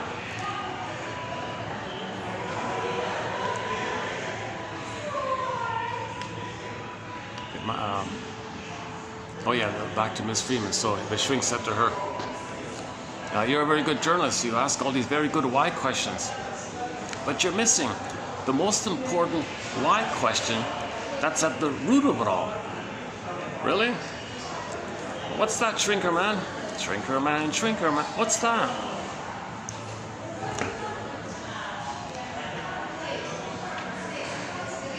Why didn't my mother love me? So she free associated, rode the broccoli boat. The truth will upset you free. She admitted it. She got it. She understood. She admitted it. She admitted it. That there's a huge loss there. That's right. Mother was never around. That's right. She talked like that to me. These excuses. Oh my God, she didn't want me. I never had a loving mother. Oh my God, she had the reaction, and her symptom, which she had when she went away. She claims it never came back. That's reported in her. She self-reported that in a book of hers called "Fight Against Fears," 1951. Lucy Freeman. She's not a shrink. She's a journalist, but she went to a shrink for her problems and reported her experience in that book. And that book was a big hit back in '51. It's a good book. Yeah, we discussed it in 2822. And that shrink of hers, Mr. Thorough, I'd never heard of him. We only know him. He wrote no books, no papers, nothing. He did exist. He is a true person, I think. Anyways, there's some other good one-liners from that shrink of her that she reported. And we have it here, 2822, and then 3, 4, 5. We did 4 or 5 videos of her work. So that's considered like a hero's journey, right? To face this painful truth. And to have compassion, 2 videos ago, to have compassion for yourself, that you had this pain, and to be there for yourself, and not abandon yourself. That takes courage. That's the hero. That's what he means by the hero's journey. That kind of thing. This self-compassionate stuff, this understanding stuff, this how do we understand this? That's what Campbell means by the hero's journey. That kind of like authentic, sacred kind of efforts to heal journey. He calls it the hero's journey. So Chinnen simply calls it the second journey, just to avoid the confusion. Anyways, the shrinks called it the midlife audit, the midlife examination period, adult development, because at midlife, there's an adult development. At midlife, you're going to revisit your development and identify your original development.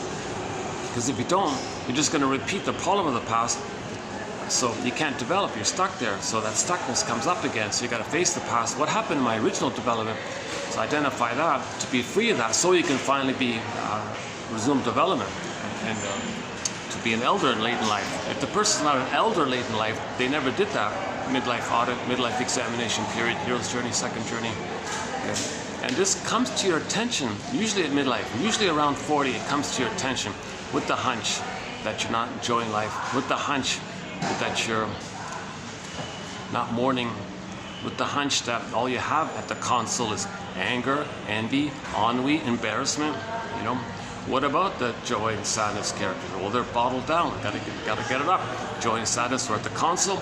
Got went down. Gotta come up. Golden ball went down. Gotta get it up. This core got pulled down. She comes back up. This Persephone. Okay, Snow White and Rapunzel. You're exiled. Gotta get it back. So we had our beingness, we had our soul, we lost, I want to get it back. That's the hero's journey. We had it, we lost, I want to get it back. So when we lose it, there's a pain, so we create a false self. The false self makes you unaware of the pain, but that false self dries out at midlife, and there can be like Freudian slips, there can be psychosomatic symptoms, there could be hunches, there could be little questionings like that. Or if the sponge really dries out, suddenly you have what's called the delayed onset of PTSD. Because attachment trauma, relational trauma with the mother is a trauma, but you don't have the PTSD of it, you don't have the symptoms of it, because it's buffered over and sponged over. So sometimes the sponge totally dries out, people in midlife suddenly have a nervous breakdown, now they got PTSD, i.e. the nervous breakdown suddenly. So the person reads the checklist, the PTSD checklist, they go check, check, check, check, oh my God, what the? They weren't in there was no like shock situation, but it is a trauma. Attachment trauma, relational trauma, betrayal trauma, strain trauma. Okay, these kind of traumas, it's a relational trauma, it's still a trauma. Two kinds of trauma, right? Situational trauma we all know about. The symptoms appear kind of immediately like that. But the relational stuff, it allows you to use defense mechanisms to make you unaware of it. So that's why it's kind of masked like that, camouflaged like that. So the false self is like a camouflage of the trauma, that old pains. But it may come up fully at midlife.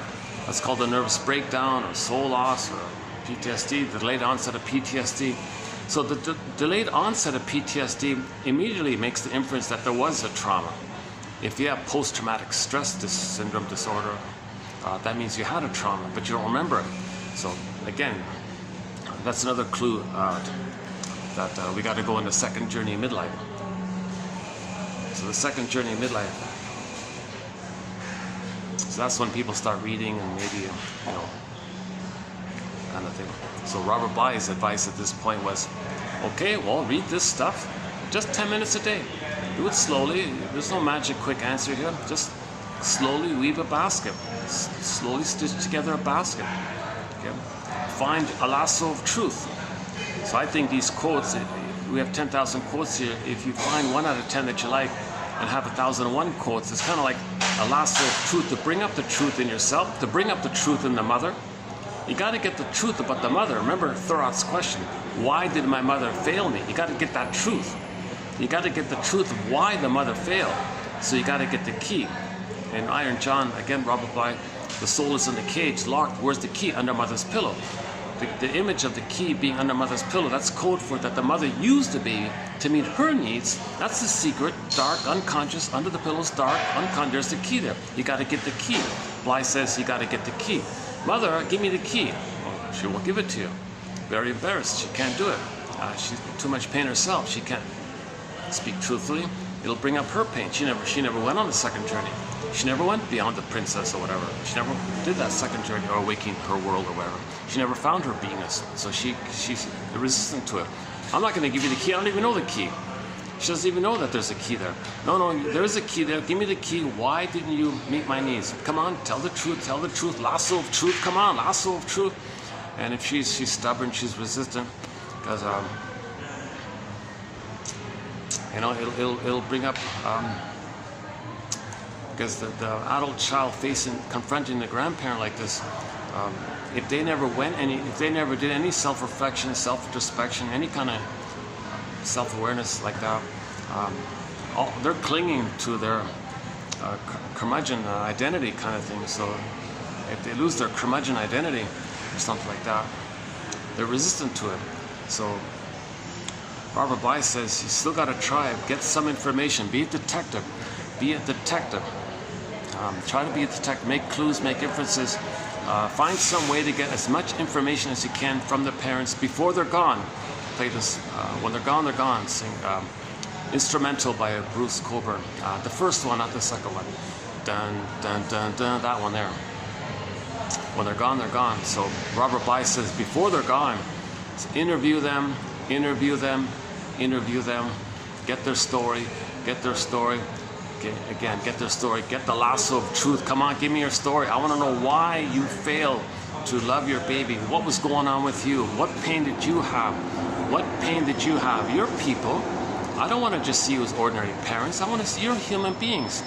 And you as human beings, when you were babies, babies are human beings. You were human beings. Babies are human beings. So if you had if the parents had a pain, then they're stuck in their past. They transfer their pain in the past to the present where the child is, and they can't see the child in the present because of the pain and all the transference going on. Transference Airlines is busy.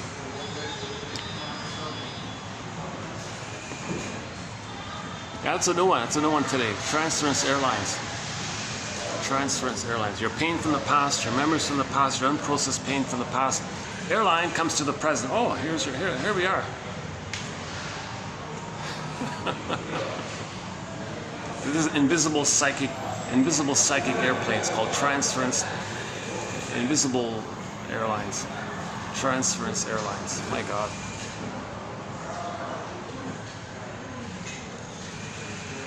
So the parents couldn't really enjoy the present. So now play the Bruce Springsteen clip on YouTube, Independence Day, Toronto, and the intro he gives to that song. So it begins with with him saying, "Fathers and sons, fathers and sons." That one there. The guy who filmed it, he's way up in the rafters. You don't see Springsteen on stage, but the audio is clear. You can hear it. Listen carefully to the introduction he gives to that song. Now the song's called Independence Day. He means like emotional freedom day from your parents. Emotional Independence Day from that script, from that curse, like freedom from that curse. The curse that you got to save their mother, please their mother, heal their mother, you're in debt to her, and you're afraid to be disloyal to her if you be yourself. Well, to be free from the mother in the mind, quote unquote, you got to understand her, to forgive her, and then you're free. Emotional Independence Day. It's not about physical Independence Day. A person can physically run away from home, like he said, but that inner conflict will faithfully follow you everywhere you go. Burglar has a book called Divorce Won't Help. The guy thought if he left his spouse or something, that his inner conflicts, that he'll divorce his inner conflicts. Oh no. Oh no. Your inner conflicts will faithfully follow you into the next relationship. It goes to another place. It'll faithfully follow you. It's within. It's this neural circuit burning within. It goes with you everywhere you go. This kind of, you got to address this kind of thing. It's this. Yesterday she called it the pain pump. I'm a little question mark about that idea. But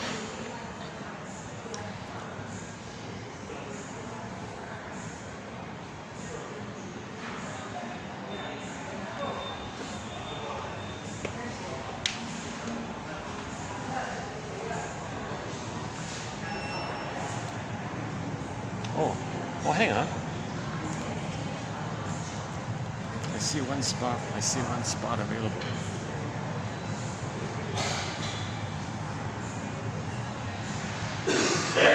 What, should I go down there? Should I take a peek upstairs? Fortunately, there aren't too many options around here. That's just about it, right?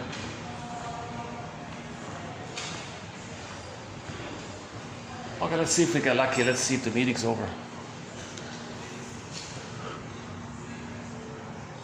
Okay, one way to understand transference is a burglar's metaphor.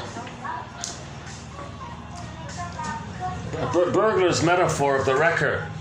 Every neurotic is a music enthusiast, but he only has one record. He carries it with him everywhere he goes. Every time he sees a turntable with never-ending fiery ardor, he spins off that tune.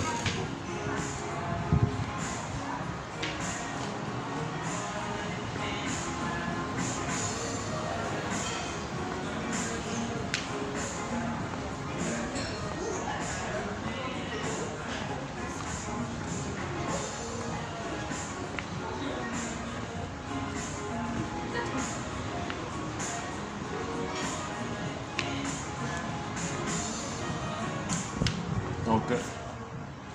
Oh, a little luck here.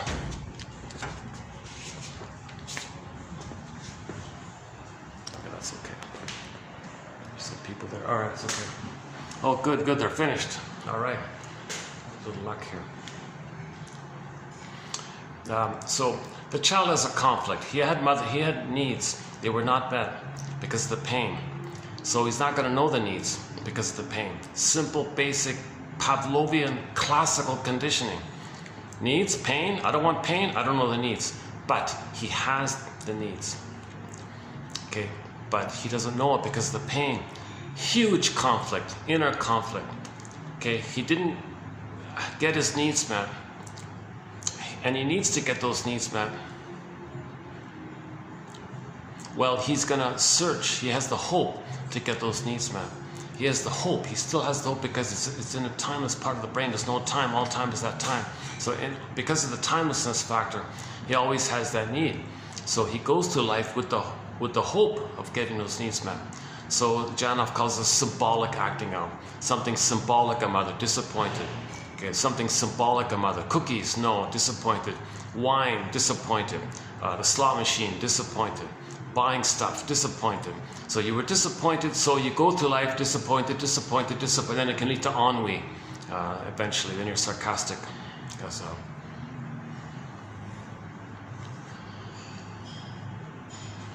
one second. So by the way, yeah, so for the price of half a cup of coffee, one can get these quotes as well.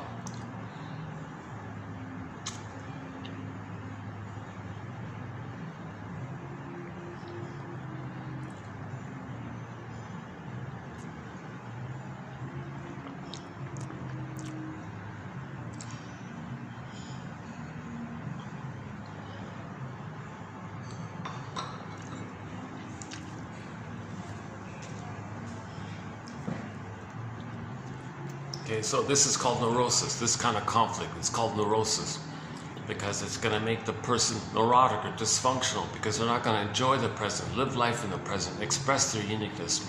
They're not going to mourn. They're not going to feel pleasure. They don't have gratitude in many cases. They'll be cynical or filled with ennui. They're dysfunctional like that. And they're going to recreate and repeat the present as new versions of the past. So you're not enjoying the present because the present's still the past. Okay, or in the present, the present is called the presenting past. You're going to present the past. Transference Airlines. You're going to present the past to the present. Okay, put the past on a transference psychic airline, psychic plane called Transference Psychic Airlines, and the past is going to the present. And now you use the present as a new replay of the past, basically. So in the present, you do this staging thing, like actors, sometimes called transference, acting out like actors. Someone can play you, you play the mother, or others play the mother, you play you, and you flip around the interaction. Okay, the original interaction. Mother, I need your love. Mother said no. Okay, so new situation. You play that record, that loop. It's an infinite timeless loop. It's grooved on a 45 disc record. It's one song called The Cry for Love. So that's all he has, this neurotic. He loves music, but he only has one record. He loves music, but he only has one record. He can only hear one record. Everywhere he goes, he plays that 45. New job, new situation, same record, same old record. He's this tired old record. He keeps playing it with this relentless, unreal hope to get those needs met. So he keeps playing the record because that part of the brain, the iguana part of the brain, doesn't understand time. So all time it's infinite. It's timeless and eternal. There's no sense of time. That part of the brain doesn't know time, just like geckos and animals. They don't know time, kind of thing, right? So that part of the brain is kind of like similar like that in that sense. Okay, so the present is just a mirage, basically, which you wrench and distort and twist and not see and selectively see, or emission or symbolize, or just squeeze the present to fit the past template. You got a template, Transference Airlines, psychic. You transfer the template from the past to the present, then you swoop the present into the lens and see through the lens. So you're not enjoying the present. You're still in the past, kind of thing. Now you're going to replay the past, reenact the past. Okay, the past was a cry for love. Baby cried for love, mother said no. Memories are relational. Baby was passive, mother was active. Baby was victimized and shamed, mother was the aggressive shamer. Okay, so you replay and reenact that kind of scene in the present. So there's two ways it can be done. So, Mr. Active or passive. Okay, if the trauma is too severe, they don't play themselves anymore. They don't want to play themselves anymore. Okay, so in the new situation, they look at the record. The record says, okay, I'm going to play this record. The record said I was a baby. I wanted love. Mother said no. Now, if the trauma is very severe for the baby, he looks at the record and say, uh-oh, I'm not going to play myself in this role play. No way. In this drama, this psychodrama, this melodrama, I'm not going to play it myself. Okay, if there was way too much pain, what happens is he clicks over to the aggressor. He rejects himself. He identifies with the aggressor because he thinks if he is the aggressive mother, it'll give him the chance to anticipate the pain somehow, so he buffers himself a little bit. Plus, he gets a second chance to find someone else as a proxy for him to play him, and he'll shame them. So that he minimizes the pain of mother hurting him if he is the mother hurting himself. So, okay, there's a thing called identification with the aggressor. That's the most desperate, saddest thing for a baby to have to do. To give himself up, his authentic humanness, he's rejected. So when it's rejected, it's projected. Rejected, when it's repressed and rejected, it's projected to make you unaware that it's within as a defense. To not feel the pain of your soul being rejected, you say others are no good. Again, when you say others are no good, dark humor, shaming humor, put down humor, they're no good this, they're no good that. Okay, that's your own soul you're putting down. Okay, it helps you to make you unaware that you feel that within. If you say others are you, playing you, that having that, and you're the aggressor who did that, that's you having a mother because you need a mother. No baby can have no mothers. The way to have a mother is to be the mother. So that's called identification with the aggressor, where the baby just gives himself up, shames others who play him, and he plays the shaming mother.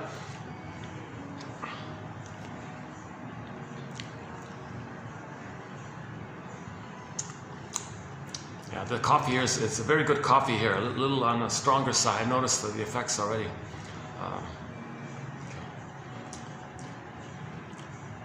Yeah, what a big difference. I had one of those herbal. I tried one of those herbal kind of drinks. Made me a little sluggish because they're honey based. They're very sweet with the honey. I mean, it made me a little tired or something. So I didn't drink it this time. Oh my God! I talk about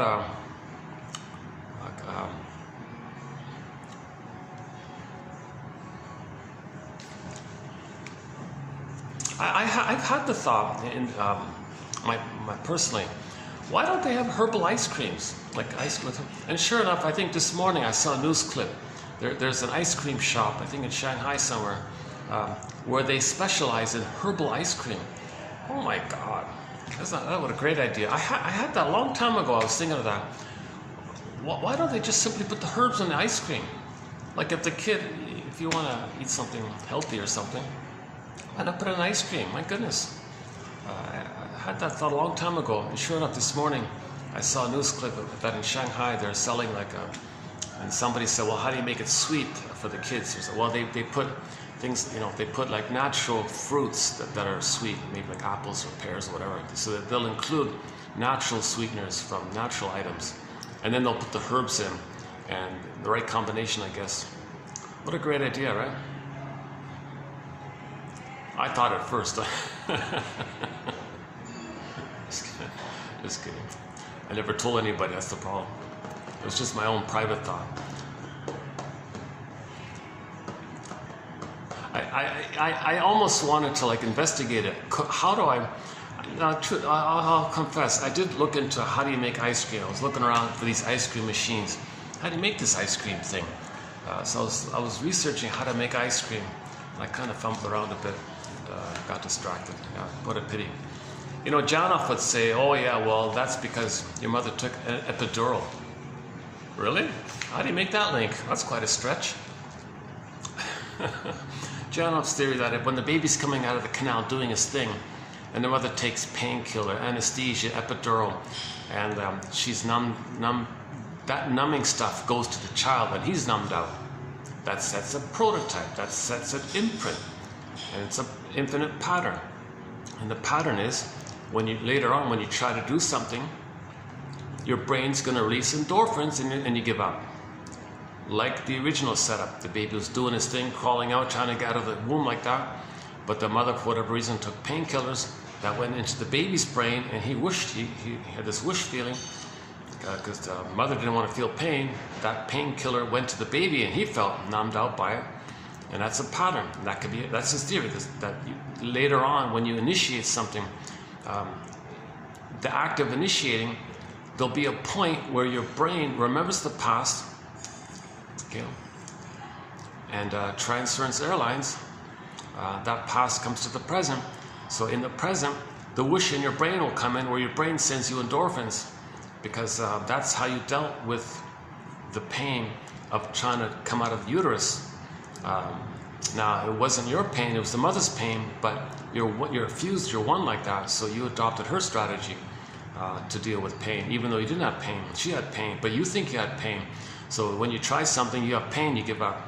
So a person might have a habit of initiating things and they easily give up. They try a new hobby, they give up. They don't know why, they just they get bored, I can't figure it out, they get confused, they blur out, they blank out, they learn a second language, wish, I give up, too much, you can't do it. Try to, learn how to make ice cream or something.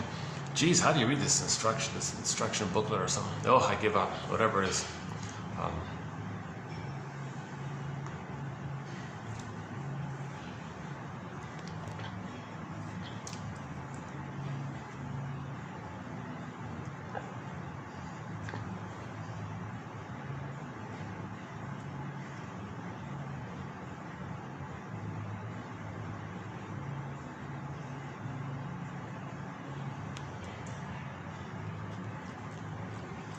Okay, let's go back to Edmund Burglar, one of our mentors. Edmund Burglar, 24 books, 300 papers. He wrote mainly in the 40s and 50s, but he wrote directly into English. Excellent author, fills his material abundantly with literature references. The man's amazing. So we learned a lot from Mr. Burglar, and and his best quotes, I believe, I've managed to find in our collection. And that's based on the books I was able to access and the articles I was able to access. Now he's got 300 articles. I can only access 70 of them. The 70 that he has in his collected. When he passed away, his wife bundled up 70 of his articles, and there's a book called The Selected Articles of Edmund Burglar, and she puts in the foreword there. I believe these to be representative of my husband's journey like this. So she selected 70 articles. And I'm thinking, what about the other 230? Come on, get the rest of them. So I haven't really, it's quite expensive to join these old journals like that. So from what I could find, I plucked out the best quotes from Edmund Burglar. And one of them is this record metaphor, this 45. You remember the 45s? There's only one song on the 45. Let's just say that side B is the same song as side A, or there are no grooves on side B, just one song. The neurotic only has one song. New relationship, new job, new interaction, anything that's basically all the time, basically. He just keeps replaying that same old infinite loop. Okay? He cried for love, mother said no. He cried for love, mother said no. But if that neurotic was severely abused with his mother, emotionally abused, he doesn't play himself anymore. In the new situation, he wants others to play the role of him back then as a baby crying for love. He doesn't want to play it himself anymore.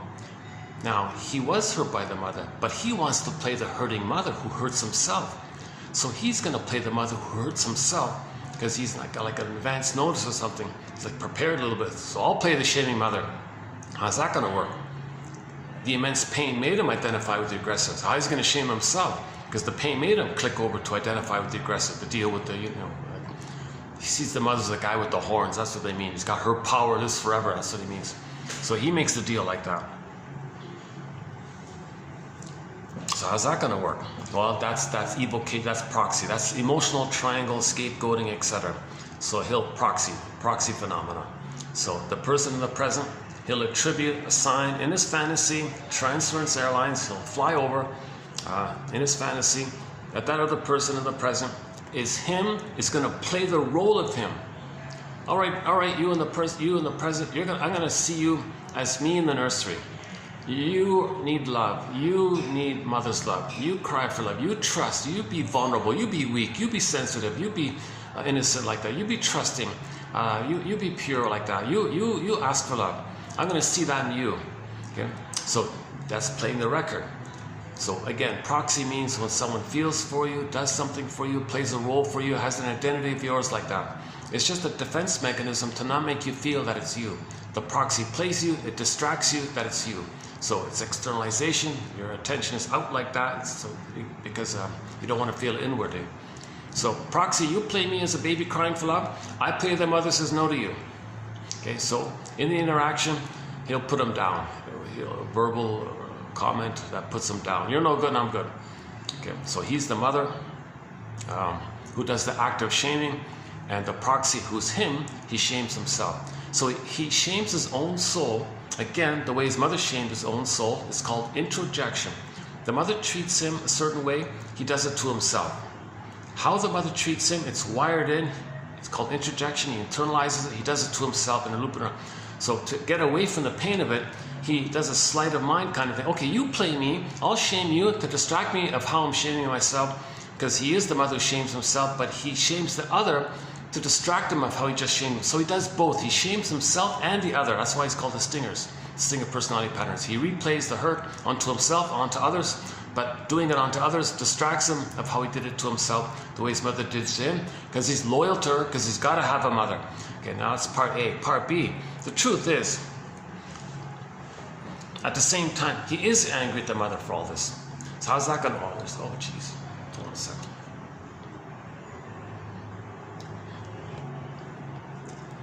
Yeah, that really, I wouldn't allow that kind of stuff.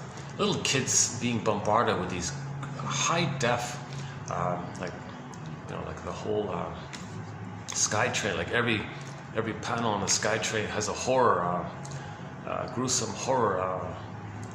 Such a nice, nice place and all that. You gotta flash these kind of images. I find that also a little disturbing to look at that. Yeah, Jesus Christ. But it's this whole we want your attention. We will do anything to get your attention, and then maybe it'll magnetically you'll go to the theater and watch the horror film. I feel like it's just a desperate cry for love. Like it's a kind of this. The people behind that are saying, "Mother, come to me. Mother, come to me." So they shock you to see if they can do a trauma bond to get you to them, something like that.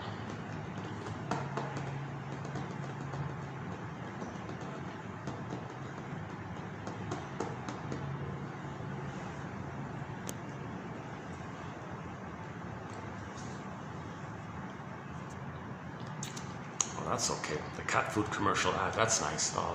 Just keep it benign. Keep the ads benign. Cat foods and perfume, whatever.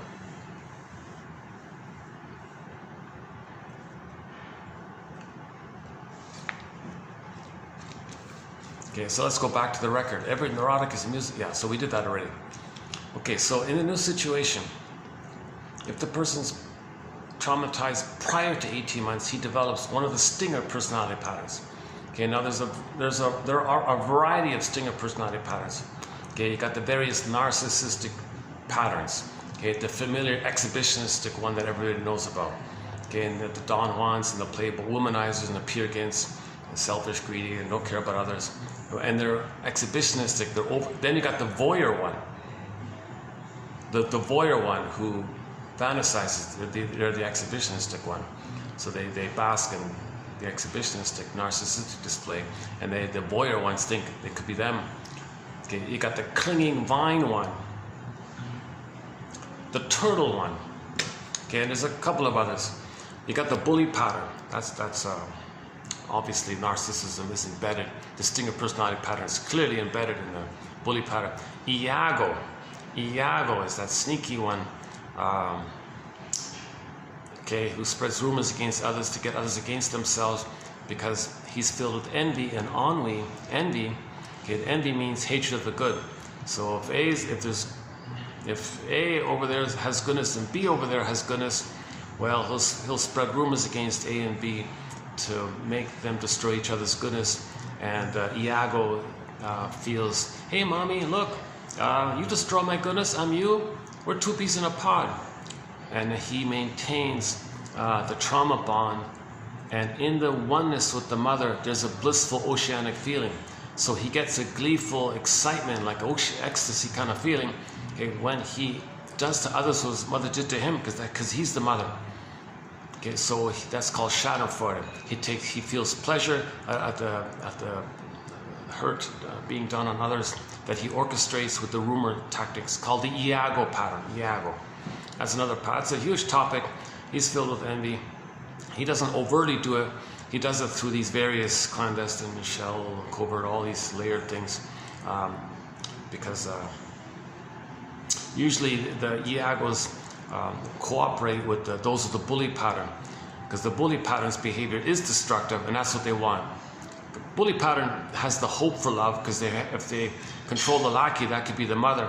So they're aggressive like that. Come on, be my mother, lackey. So it's harmful like that. Iago behind the scene doesn't care about that. They give up on that stuff. Their only attachment is see goodness destroyed. The bullies destroy, so they kind of they find each other, kind of, so to speak. And then so those of the bully pattern are kind of like proxy characters for the Iagos, because the Iagos don't do it directly. They kind of have, there's more like a sneakier quality to it. And there are of course there are other patterns, and distinctive personality patterns. That's a whole topic, right? And each one of these patterns are sort of a lower functioning BPD can be in there as well, the chaotic lower functioning B. Now the commonality of distinctive personality patterns is A, identification with the aggressor. Okay, B, their soul rejected, others are no good, that's their own soul no good. And they got to do it that way to have a mother, because now they are the mother. Okay, now primary process mentation means there's double think, hocus pocus, auto-hypnosis, flip-flop, shape-shifting, up is down, left is right. So what they do is to, generally what happens is the proxy played their no-good self. Then they flip it. Okay, proxy, thank you for playing me. You now play my mother who hurt me, and I'll hate you because I hate my mother, and you play my mother. The poor proxy person can't say, first you think so badly about me, you think I'm so no good, then you think you're hating me, thinking I'm dangerous to you. What's going on here? Well, I felt no good, and I thought my mother was dangerous. I project this relational unit onto you, and I flip it around. You play me, I play the mother. Then you play the mother, I play me, I flip it around. Because that's this topsy-turvy beta Alice in Wonderland stuff. So he plays the record, he's got to cry for love. Gets the proxy to cry for love, okay, check, he cried for love. Mother said no, okay, he says no to them, check, he has a mother, okay. Now, in most cases, he is angry at the mother, so all right, you play the mother, I play me, I express my anger towards you, mother, because I want to control you the way I would try to control my mother to make my mother be a loving mother. So I'm going to try to control you after I shamed you, check. So he expresses hate at his mother. So the question is, if he is the mother and he's angry at her, how does he be her and at the same time be angry at her? And enter the proxy character. The proxy character plays the role of as he needs it. So first, the proxy plays his innocence, which he shames. Okay, that's him.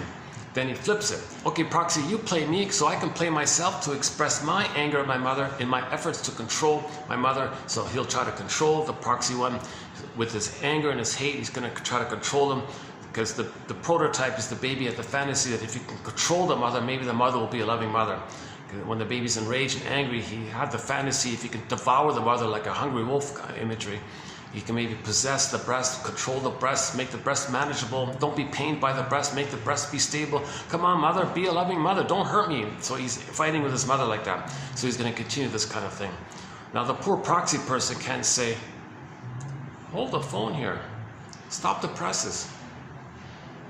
I'm neither you nor your mother back in the nursery. Okay, Transference Airlines. The present for him is still the past. He has this relentless battle with the mother in the past. This relentless unfinished business with the mother in the past. And there's no time there. And in most cases, he has the unconscious hope for the fulfillment of all unfulfilled needs. So with his anger, he seeks that. So he doesn't see the person in the present. That's neurosis. To use old defense mechanisms all the time. That's neurosis. The present isn't the past, but that lizard brain doesn't understand time, but that lizard brain is the puppet master driving things. Another one of Berger's metaphors is to discuss the comparative power between your conscious self and your unconscious self. Okay, like your conscious, like what you're aware of, in terms of how much power you have, the willpower, whatever, versus the willpower of your unconscious, secret self, double self, shadow soul, the one who walks with me, who's not like me, who is me. Someone's living my life, I know nothing about him. This repressed self, this where the wave is, ocean, the Poseidon wave, all that energy there, all the energy is called the id. The id is powerful stuff like the ocean. Okay, this functions like an unconscious puppet master. So one of Berger's examples to highlight beyond the, like similar to the iceberg, the tip of the iceberg, he thinks he runs the whole thing. The tip of the ice on the top part thinks he runs the whole iceberg, unaware that all the ice under the water is what drives the iceberg. But the guy, the tip thinks he runs the thing. No, he doesn't run the thing, but he thinks he does. So he thinks, so Berger's has a similar one. Imagine some luxurious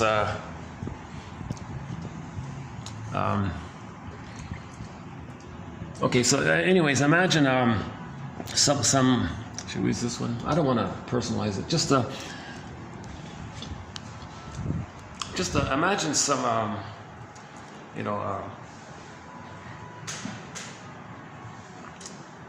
a complex of luxurious hotels and commercial buildings and entertainment complex or whatever. Well, let's just pick one, but just imagine one of these skyscrapers that are very expensive. It's got offices and hotels and shopping malls. Just imagine some massive multi-billion-dollar kind of building or something, I don't know. But the owner of the thing is invisible. You don't see him around. He's never around. Never around. We don't know where he is. Most probably don't even know his name. He might be under a shell company, which is under another shell company, another under offshore this, offshore. You don't even know. It's all invisible. Maybe the guy himself is on a yacht in the Virgin Islands. We don't know. It's invisible. Okay.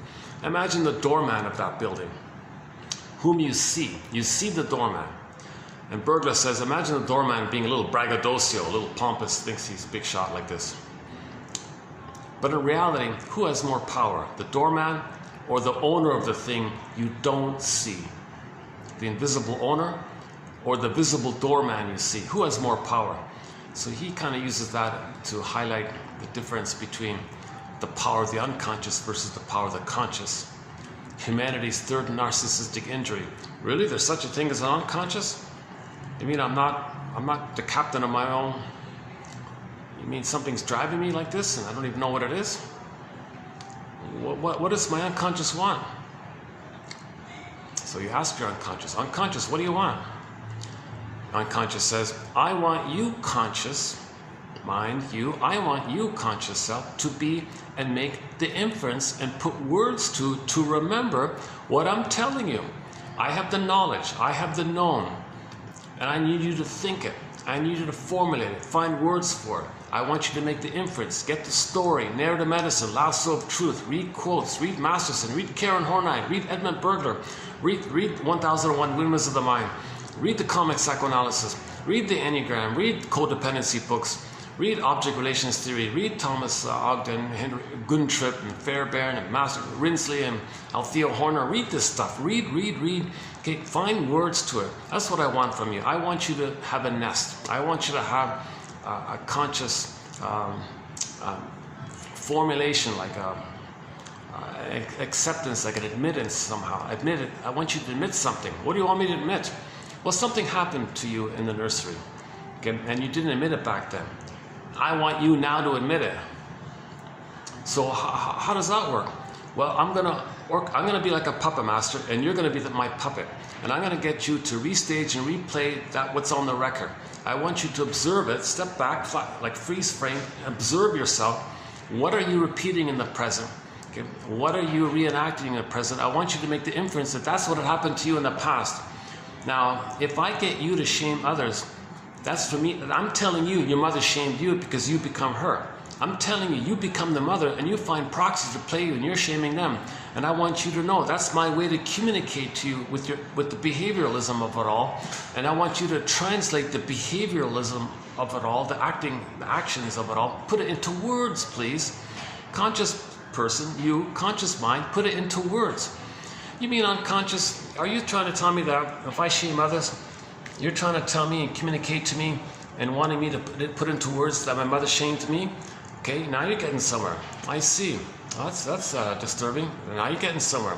I want you to feel with it, not just know it, feel with it. It's both a belated knowledge and a belated feeling. I see. So unconscious, why do I hate the one I just shamed? Well, that was you, now you flipped it. That's your mother, now you hate your mother. Are you telling me these innocent people I just thought so badly about and I hate them, that's because I transferred my abusive mother onto them after I transferred my innocent self onto them? I flipped it like that? Now you're getting somewhere. Oh my God, what a mess. Now you're getting somewhere. Put words to this mess. I see, so you want me to put words to this confusion and mess. Yeah, it's all fragmented here. I'm going to be a puppet master, and I'm going to get you to replay and replay and replay, and each time I replay, you got to find some little clues and little words to piece it together, and string it together, and have a complete narrative story, a formulated story, narrative medicine. Piece together the story, get like a coherent story, construct it, construct the story. I'm giving you little clues. You got to be a detective, story, doctor, medicine, detective. You got to be a story detective. I see unconscious. So you're saying that you want me to remember what happened. That's right. And you're getting me to repeat it. You're getting me to repeat what happened in an attempt for me to remember what happened. That's right. Now you're getting somewhere. I see. So I got a few questions for you, unconscious. Please, fire away. Okay. So you got to have this kind of conscious, unconscious dialogue kind of thing. And okay, so I have, okay, unconscious. Are you telling me when I wake up in the morning and I remember something, that's you sending up some information to me? That's right. And what I want you to do, conscious, is I want you to take what you remember, I want you to treat it as a letter from me to you, okay? Which is like from you to you, part of you to a part of you. I want you to treat this dream sequence as a message from me to you. I want you to say, quote, it's like this in my soul today. Okay, fine, I'll do that. I wake up in the morning, I got a dream sequence. What I remember, I'll say, it's like this in my soul today. Okay, then what do? Then I want you to free associate. What does that mean?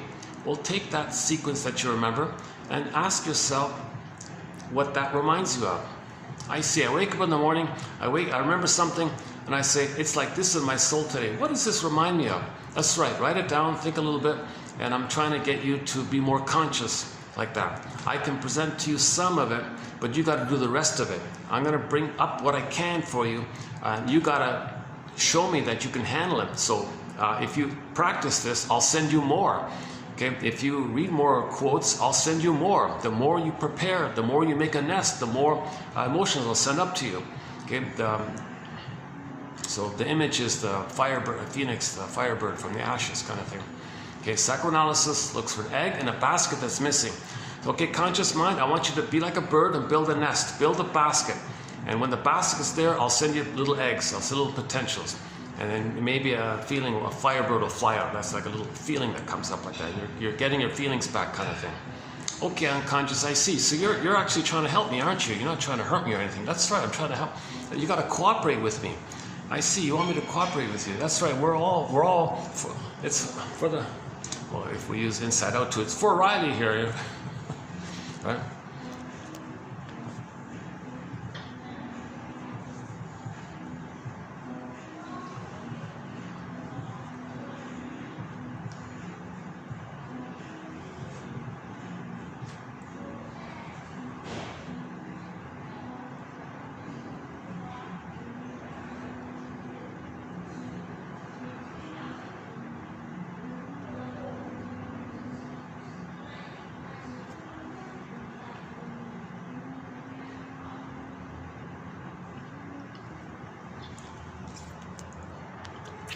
I wish I had my laptop working. I could play some music during, like, to take a little break once in a while. We could play Warren Zevon's song. If you won't email, find somebody who will. Or Saman Shell. or and Shell. I forgot to mention her name yesterday. I was listing some of our musical voices on our soundtrack. Beatrice Deer and Steve Perry and Kenny Shields and the whole long list of singers. And Shell is also a major singer. Ketch Epstein, of course, who does our theme song. And a new song we just added was Deli Rizdik from Brazil.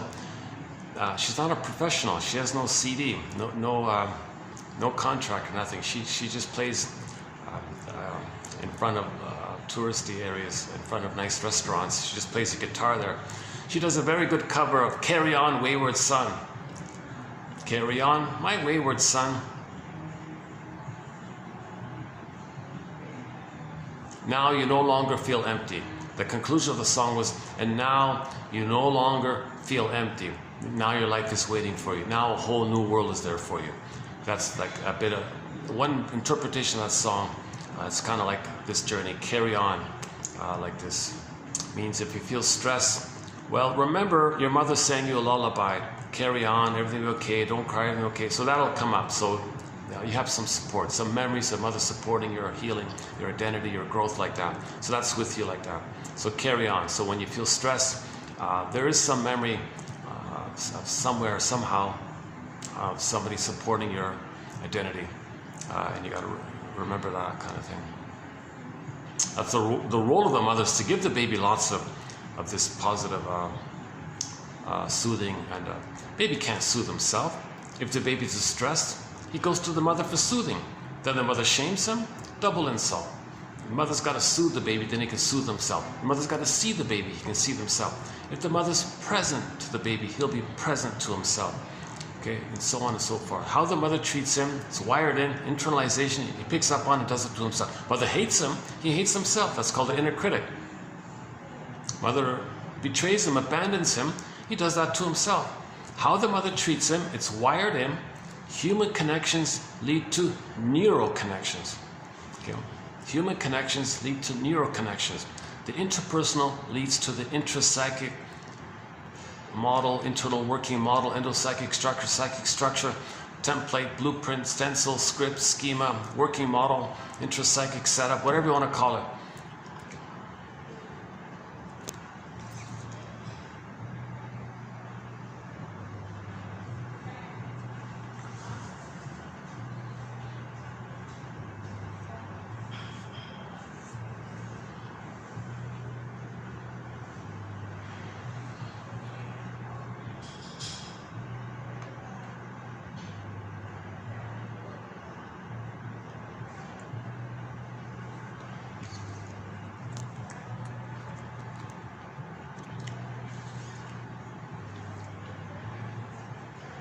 Okay, so when the stingers replay the record, okay, they find proxies to play their innocence, they play the shaming mother.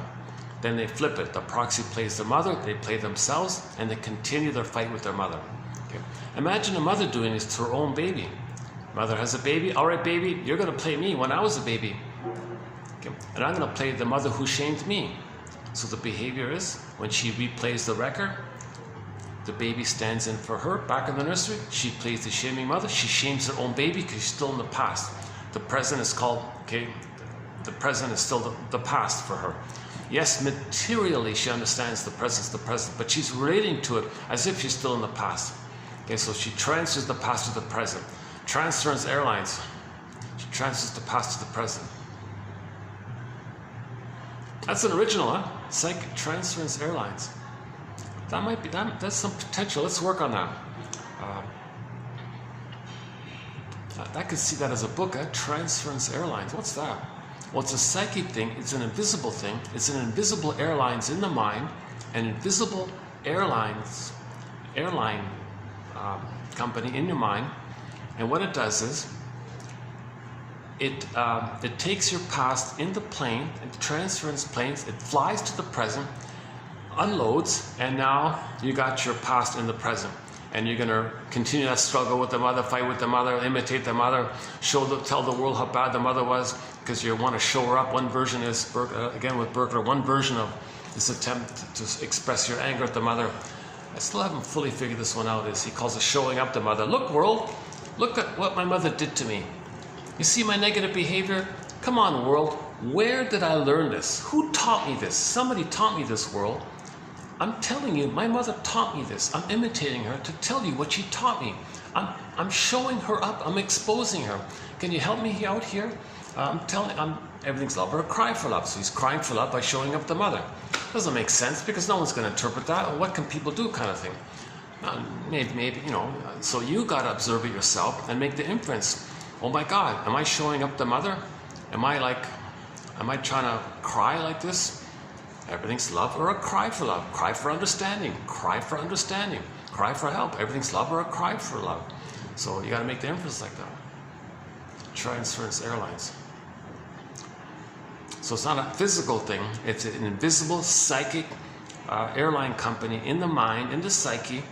Okay, that when something in the present, okay, when there's the present interaction, whoops, okay, the airline, all aboard, all past pain, all aboard, okay, everything in nursery, you as a baby and the frustrating mother, all aboard, okay, childhood nursery scene, all aboard, closing gates, get on board. So the past comes into the plane, whoosh, flies to the present. All right, boarding off, we're getting off now, get off, now you're in the present.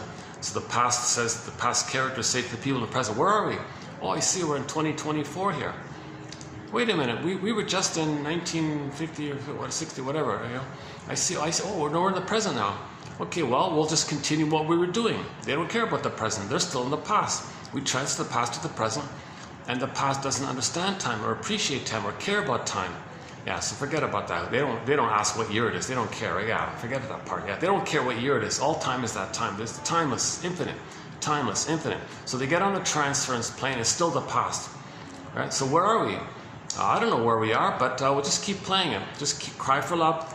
Okay, express, try to control the mother, try to change the mother, try to get the mother to change your ways, try to get the mother, communicate to your mother that you don't want your energy to go within, and you get a psychosomatic symptom, and you get, you get physical problems, and you don't want ennui at the console, and ennui at the console, and greed at the console. You don't want cynicism at the console. You don't want all these negative things at the console here. So come on, mother, provide the love. I don't want to be cursed with this negative life like this. So be loving. So now we observe that the mother didn't provide the love. So we gotta be a detective here. Now us in the present. All right, hold the phone here.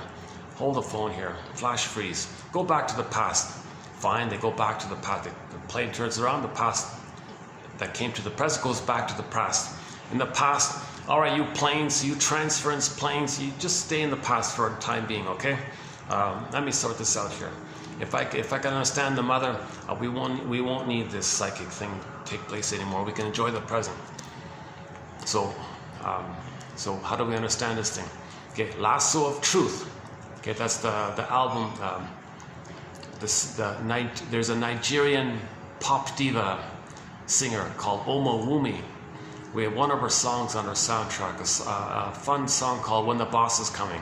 A very modern, techno-thumping, disco, upbeat, modern, it's a very danceable kind of song. It's our first song of that genre in our soundtrack. And it comes off an album of hers called The Lasso of Truth, because she's a big fan of Wonder Woman and all this, right? So The Lasso of Truth. We got to get the lasso of truth. So these quotes are an attempt to build the lasso of truth. To get your own lasso of truth. To get your own lasso of truth. Maybe we can change the ad. See, on the SkyTrain, I had a fantasy of an ad. Find your real self. Patreon.com/narrative medicine. Find your real self. Or be your own story. Yeah, find your real self. Patreon.com/narrative medicine. Or maybe to get your own lasso of truth for life and love and healing. Patreon.com/narrative medicine. I gotta work on that one, yeah. Because if you get the truth about the mother, now usually they won't volunteer, but that's part of the story, that she can't make eye statements, she can't make amends, she can't apologize, she can't know that's a clue that she's in the stinger camp. I mean, she has a stinger personality mind. So that's a clue that she's more severely traumatized and she identified with the aggressor. Okay, that's part of the story. So you're making the inference. You're making the inference that the mother identified with the aggressor, so she couldn't love in the present because she's stuck in the past. And she's addicted to the past because she has a mother complex with her mother, because that mother herself didn't get love, and intergenerational trauma like that. Transmission of intergenerational trauma. So now you realize that your mother just got swept in this intergenerational trauma stuff. So that's part of the story. Part of the story. And then why didn't the father protect the child? Why didn't the father step in and intervene? Well, the father can't be the mother, number one. So stop blaming the father for what the mother failed to do. Well, the father could have helped in some way. What? What could the father do in the nursing time? What's he going to do? Right? So one quote was, the woman didn't want to breastfeed. She wanted to use her new sexy appearance to go to the office to taunt and tease the fellows, to have power over the fellows, because all the fellows at the office were gaga goo goo for her, and she had this power because she transferred her need for mother's love onto the fellows at the office and wanted to control them to make them do what she wants.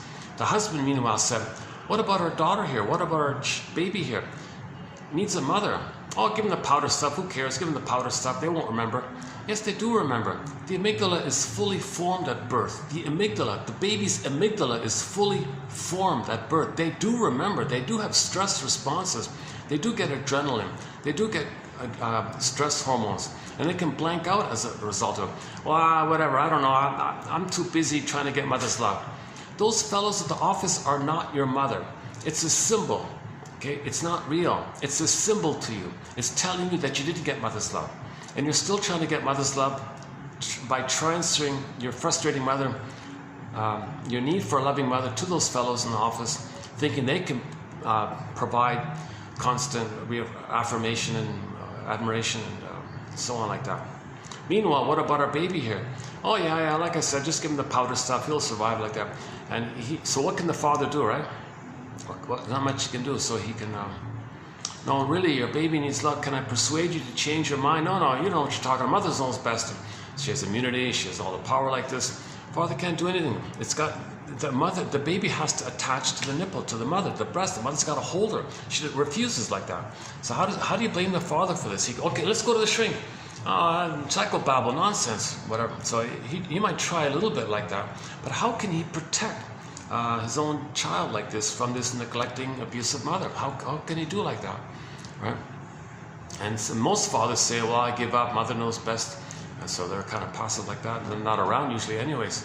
Mothers have full immunity for what they're doing. They exploit their power, you know. So, some fathers, they're so disturbed at this. They say, oh my God, I didn't know my wife would be such a rotten, miserable, cruel, cold, callous, selfish, aggressive mother like this. Yikes.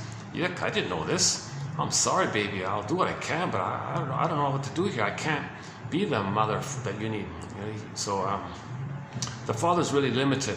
Now, what the child might do is, a little bit later on, after the baby's been abused, the baby will have the hope for the nursing. The father can't do that kind of thing, obviously. But the baby will turn to the father, help, I'm sorry, I can't do that. Well, at least wedge here, protect me from the abusive mother. So he can try to protect the baby from the abusive mother. The child, it's got to be like a little older now. So maybe he can kind of like, when the child's older, he can be more active in the child's life to let the child have a positive emotional family connection with the father, to save, the father can save the child from the abusive mother like that. So he can kind of do that, but he's never around like that. So the child's enraged at the father. Look, you were my last hope. I can't go to my mother. She hurts me all the time. At least you can do is kind of like protect me a little bit, buffer me a little bit of it. And the father is confused because, you want too much. I can't be your mother back then. And the child might kind of be confused in that kind of area because he's so desperate to get mother's love, but the father can't be the mother. So hence this whole kind of confusion like this. So the father freaks out maybe and says, no, back off. I don't know what, I can't be that close to you like this or something. So, but the father's got to be set a good boundary in that kind of area. Look, I'm your father, I'm not your mother, but I'll protect you from the abusive mother. That's the best I can do, kind of thing. Well, that's a big relief if you can kind of make that clear like that for himself and for the daughter like that, so he can help out like that later on. But the father's getting a lot of blame for what the mothers are doing, because the child transfers her rage at the mother to the father and then hates the father, not knowing that they hate the mother kind of thing. So this is the electric complex.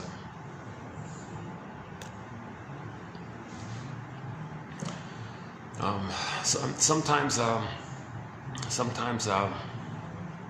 one version of it is that the mother has a boy, and that's different, and she swallows up the boy and gobbles up the boy and possesses him like this, and she has the attitude, all right, husband, I don't need you anymore. I got my mother here. I'm going to use my boy, my son, to mother me and take care of me. He's very upset by this, and some fathers say, I give up, fine, sacrifice. You take him, let me free. I'm going to go to the garage and play with my hobbies and leave me alone like that. So that he calls out, he's going to sacrifice the baby, his own baby, for his freedom, because he's so helpless in this situation. So and then later on, the kid grows up and sneaks away from the mother to go to the garage. Dad, I don't want to like this. I don't want to be in this symbiotic merging with the mother. I want to separate from her, connect with you. Leave me alone, I'm busy, go away, go away. And we see that in the film called Overdependency. Go to nfb.ca. It's the only place to see the film. It's called Overdependency, over dash or hyphen dependency. Overdependency, 1947, I think. It's a 30-minute film. It starts off extremely slow and boring, but stay with it. It's a good film.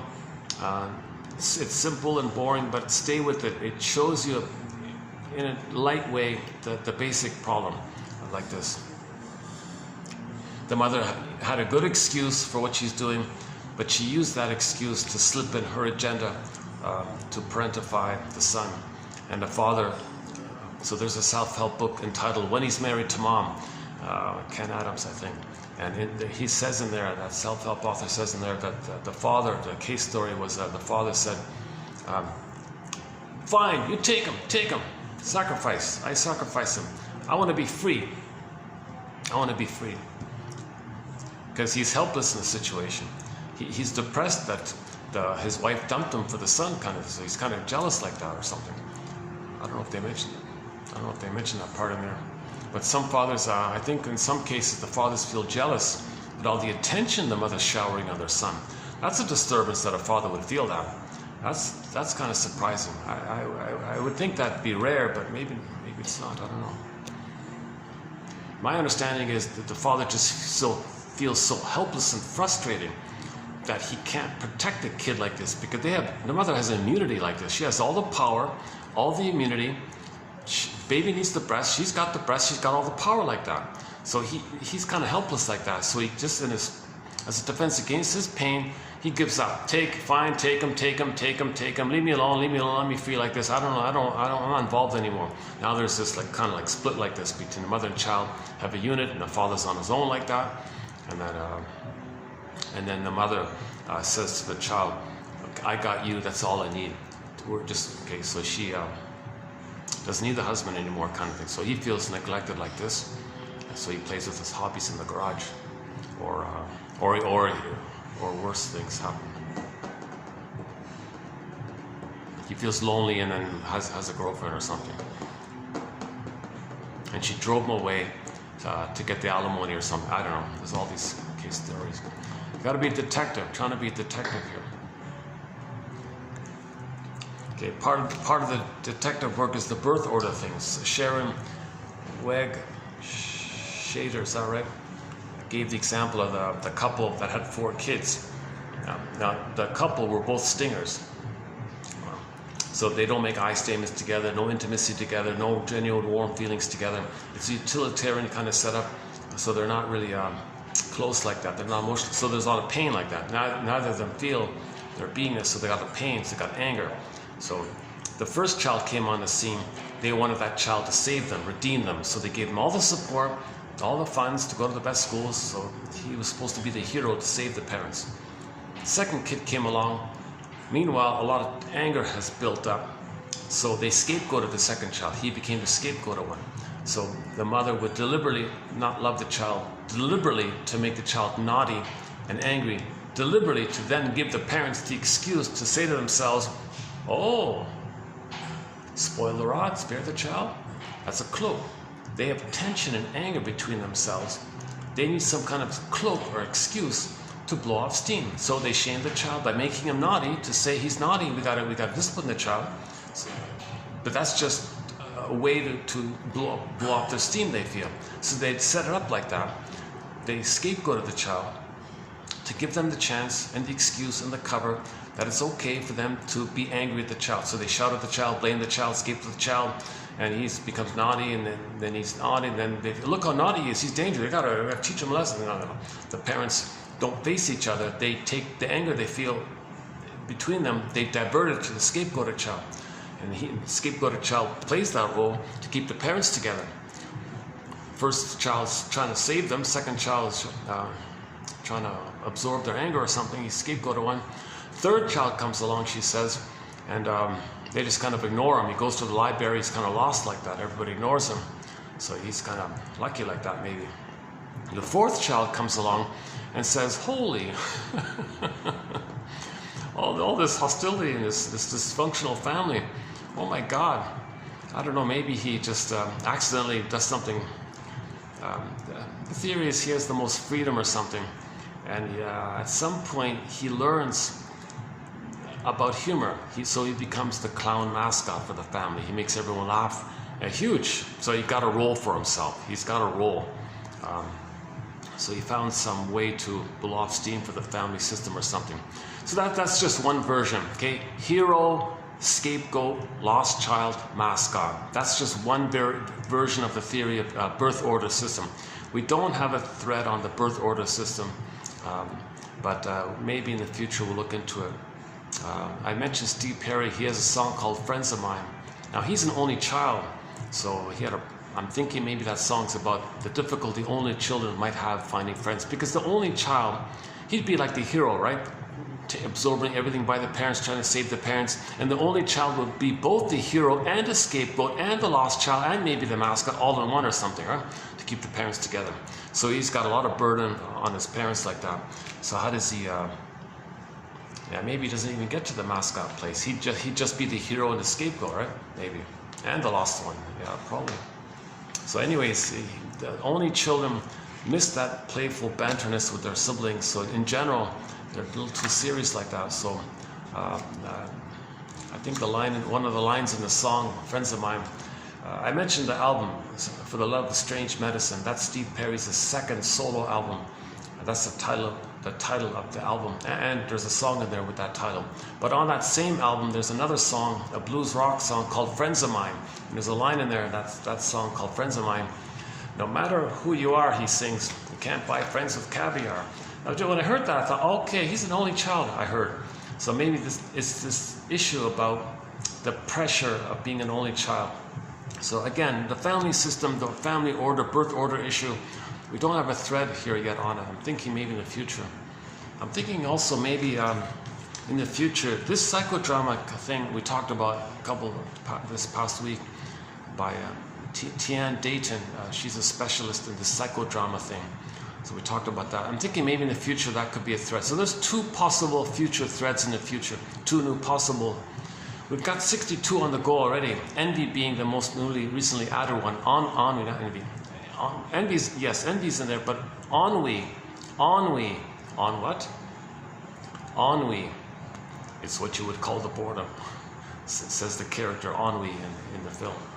So ennui, we did 3 videos recently. Pathological nostalgia is also a recently added thread to our collection. The linked TV show episode was the sitcom, the Happy Days sitcom episode entitled The Spirit is Willing, Season 11, Episode 14, about the Fonz buying a haunted car, and the psyche of the woman in the car enters his mind. There's a thing in there, and he wants to go in the past to the time of that old car. And this whole pathological nostalgia. And the linked song for the topic is Dreaming by Santers, the Santers band. Santers. I played the live bootleg version of it. The studio's okay. The live one's good. Type in Santers bootleg. Then there's got 5 on there. One of them is dreaming. Another good one is called The Rapper, about the Don Juan syndrome. Yeah, so when we play the Don Juan topic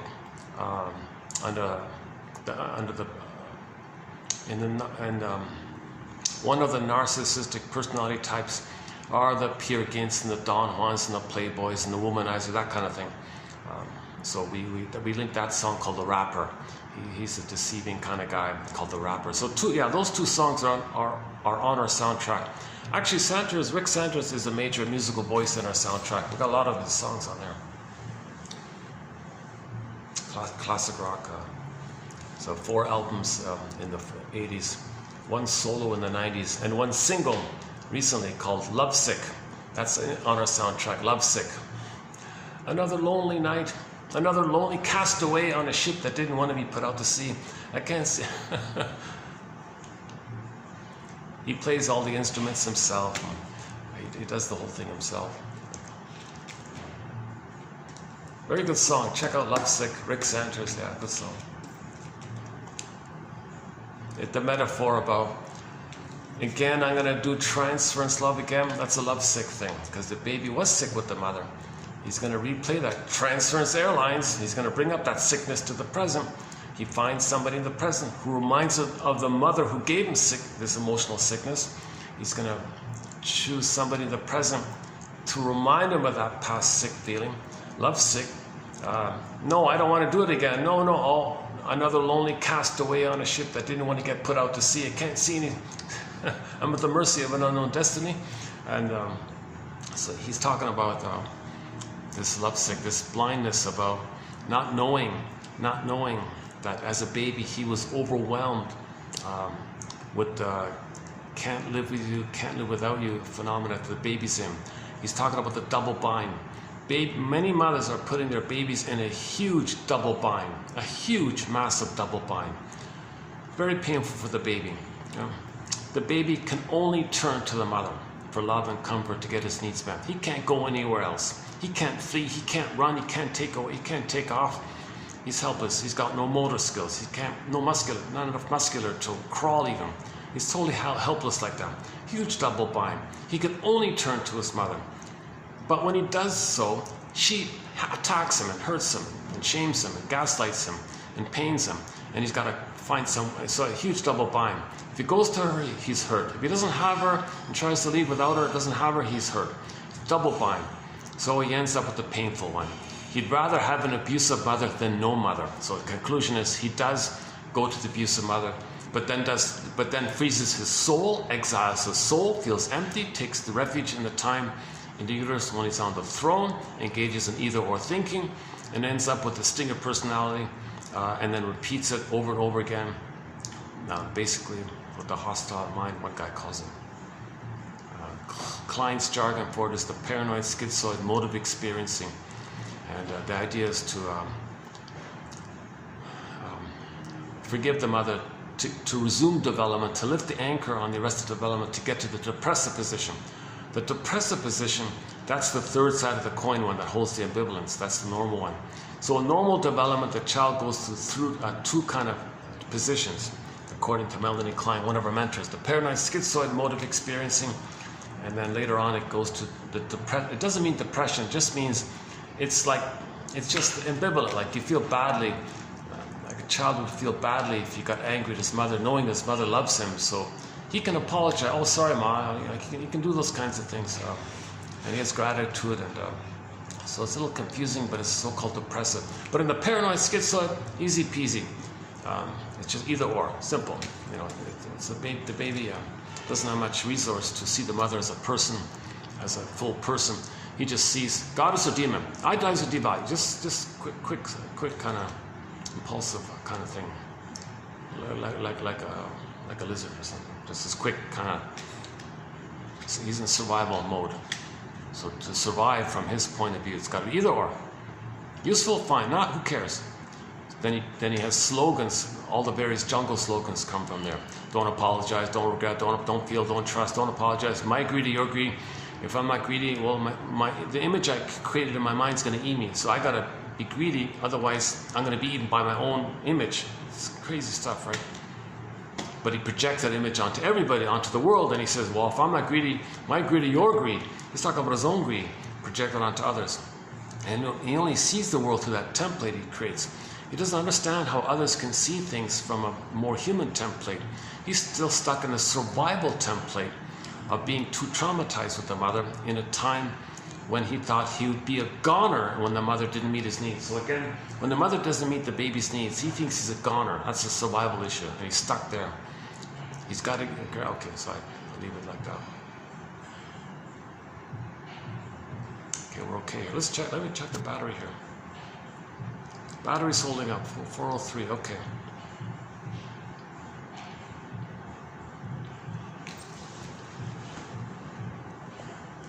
Okay, there's a whole wealth of material about the string of personality patterns.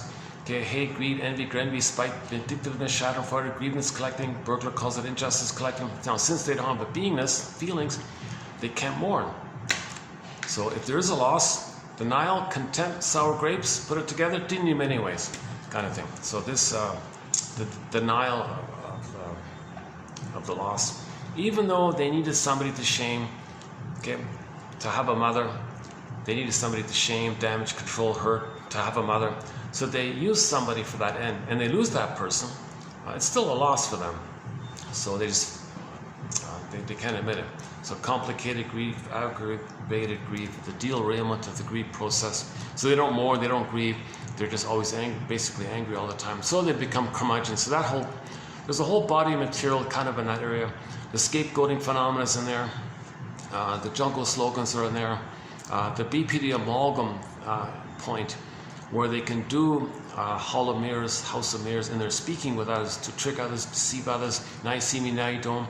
Step ahead. I'm always ahead of you because I can quick, I can flip, because they're operating from that mind of the fairy tale mentation. Thinks and morph and flip and shape shift. Didn't mean that, you meant that, haha. They can twist it. They can't admit a truth or feel. So feeling is a survival issue. So don't feel. So they got to lie and be duplicitous. So they're all the rhetoric, all the propaganda techniques, advertising techniques, PR techniques, all the rhetoric techniques, logical fallacy techniques, this whole massive encyclopedia of the many ways people deceive and fool and twist and all this stuff. Jesus Christ, eh? And they're very intuitive like that because they can't feel, because that's vulnerable. The last time they were vulnerable, the last time they were trusted, oh boy, their soul turned to ashes. So they can't feel that anymore. So they have to dodge and blame. So they'll blame you. One interesting trick, was it Christine Lawson or Grosstein or somebody said, they'll pretend, the way to confuse you, that's a defensive mechanism to make you passive and confused so they're free, is they'll pretend that you said what they just said, and they'll act like, and they'll respond as if you said what they just said. Everybody's confused. Or they flip it. They'll pretend that they said what you said and expect you to respond to them saying, thinking, they'll expect you to respond into believing that they said what you said. So it's very a double think, it's double speak, double talk, hocus pocus. It's all flippy like this. The image is hollow mirrors, house of mirrors. Catch me if you can. It flips over. You look there and say, "Did you mean that? Oh, did you mean that? No, you meant that. Oh, you meant, this kind of thing." So they're doing this because they can't feel, because it's frozen. Remember, the soul is frozen. Okay, the jargon for this is athimoalexia, no feelings for your words. Okay, so or alexithymia, no words for your feelings. That's a symptom of trauma. The feelings are frozen. Okay, that's the image of echo becomes a statue, okay. Or the beingness is in a coma like Snow White, etc. Or detached from you, like Rapunzel. Sometimes it's the Velveteen Rabbit version. It doesn't feel fully real. What does it mean to feel fully real? So you don't feel fully real. You don't feel fully alive. That's the wooden figurine character, the boy made out of wood. The guy who made it was praying, "Oh, please let this boy made out of wood, let him be alive." So that's the issue of trauma. We don't feel fully real and alive like that. The feelings are frozen. So touching our feelings brings up all the pain of the loss of the feelings. Don't want to feel the feelings. So as a defense against that pain coming up, Okay? You don't want to feel that pain coming up, so we use defense mechanisms. So one defense mechanism is just to fool and deceive and blame others. So that's externalization. Okay? Because Karen Horney calls it the paucity of inner experiences. If the soul is ashes, that's a poverty of inner experiences. But if you build a nest, there can be the phoenix. You know.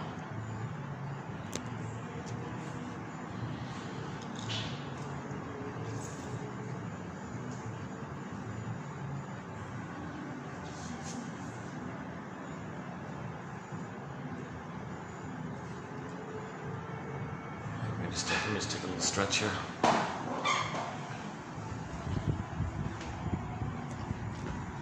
Oh yeah, sometimes it's us, the Spider-Man, the window washers. They kind of look like Spider-Man last time.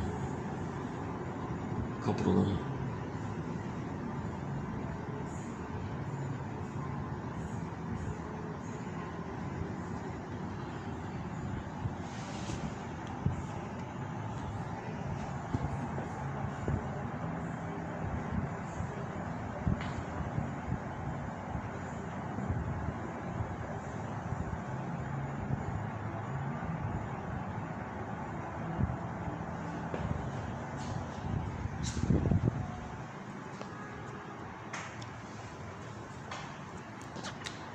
Oh, great. They all left, yeah. On this end of it. This is a good time, yeah. Oh, the dinner crowd's going to come in. Let's see. So the lunch crowd just finished at 4. The dinner crowd comes in at 5 something. So I've got about maybe half an hour.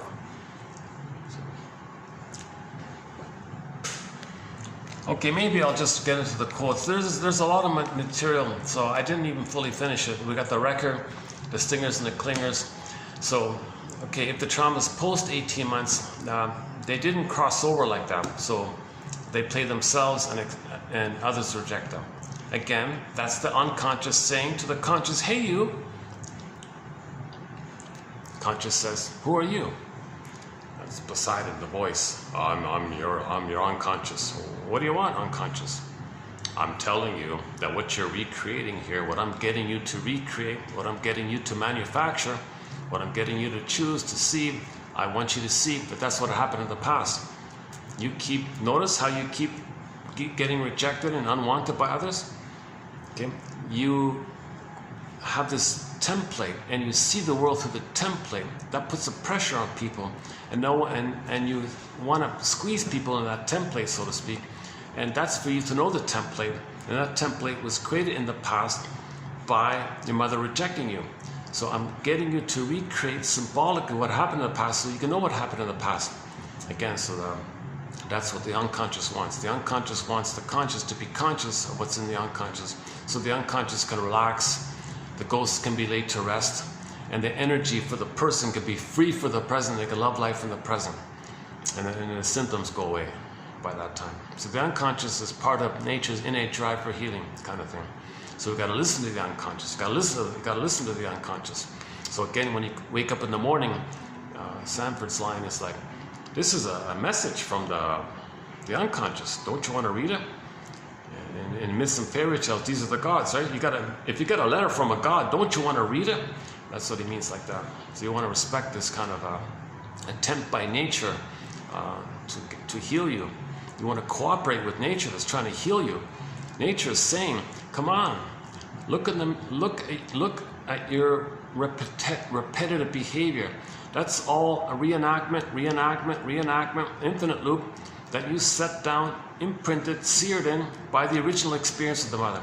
And you're repeating and replaying either benignly, where you play yourself and mother shames you, or more perversely, where you find proxies to play you and you're the mother who shames them, and then you get the proxy to play your mother, now you're angry at your mother. So you got the benign way and you got this quote-unquote more perverse, disturbed way with the Schadenfreude area. And the stingers don't make I statements, they don't make free associate, they don't get on the broccoli boat. Stingers don't want to get on the broccoli boat. They're way more fearful to get on the broccoli boat. They don't want to do the hero's journey. They just want to play infantile god, entitled infantile god, special chosen infantile god. They just want to play that kind of thing. Oh yeah, by the way, this thing about the chosen thing. Somebody said, a mathematician, some famous, I don't know, some mathematician or statistician or something said that the odds of you being here, of any person being here, are 1 in 400 trillion. Come on, we're all chosen if that's the case. If the odds of anybody being here is 1 in 400 trillion, then we're all chosen here. Like the nature made us here. If the odds are like that, we're all kind of chosen like that. But to think that you're chosen and others are not, okay, that's you feeling shamed by your mother. And you took refuge in the time back in the uterus where you were one with the mother, and you felt special, like chosen like that. So there's a huge difference, the healthy one and the traumatized one, version one.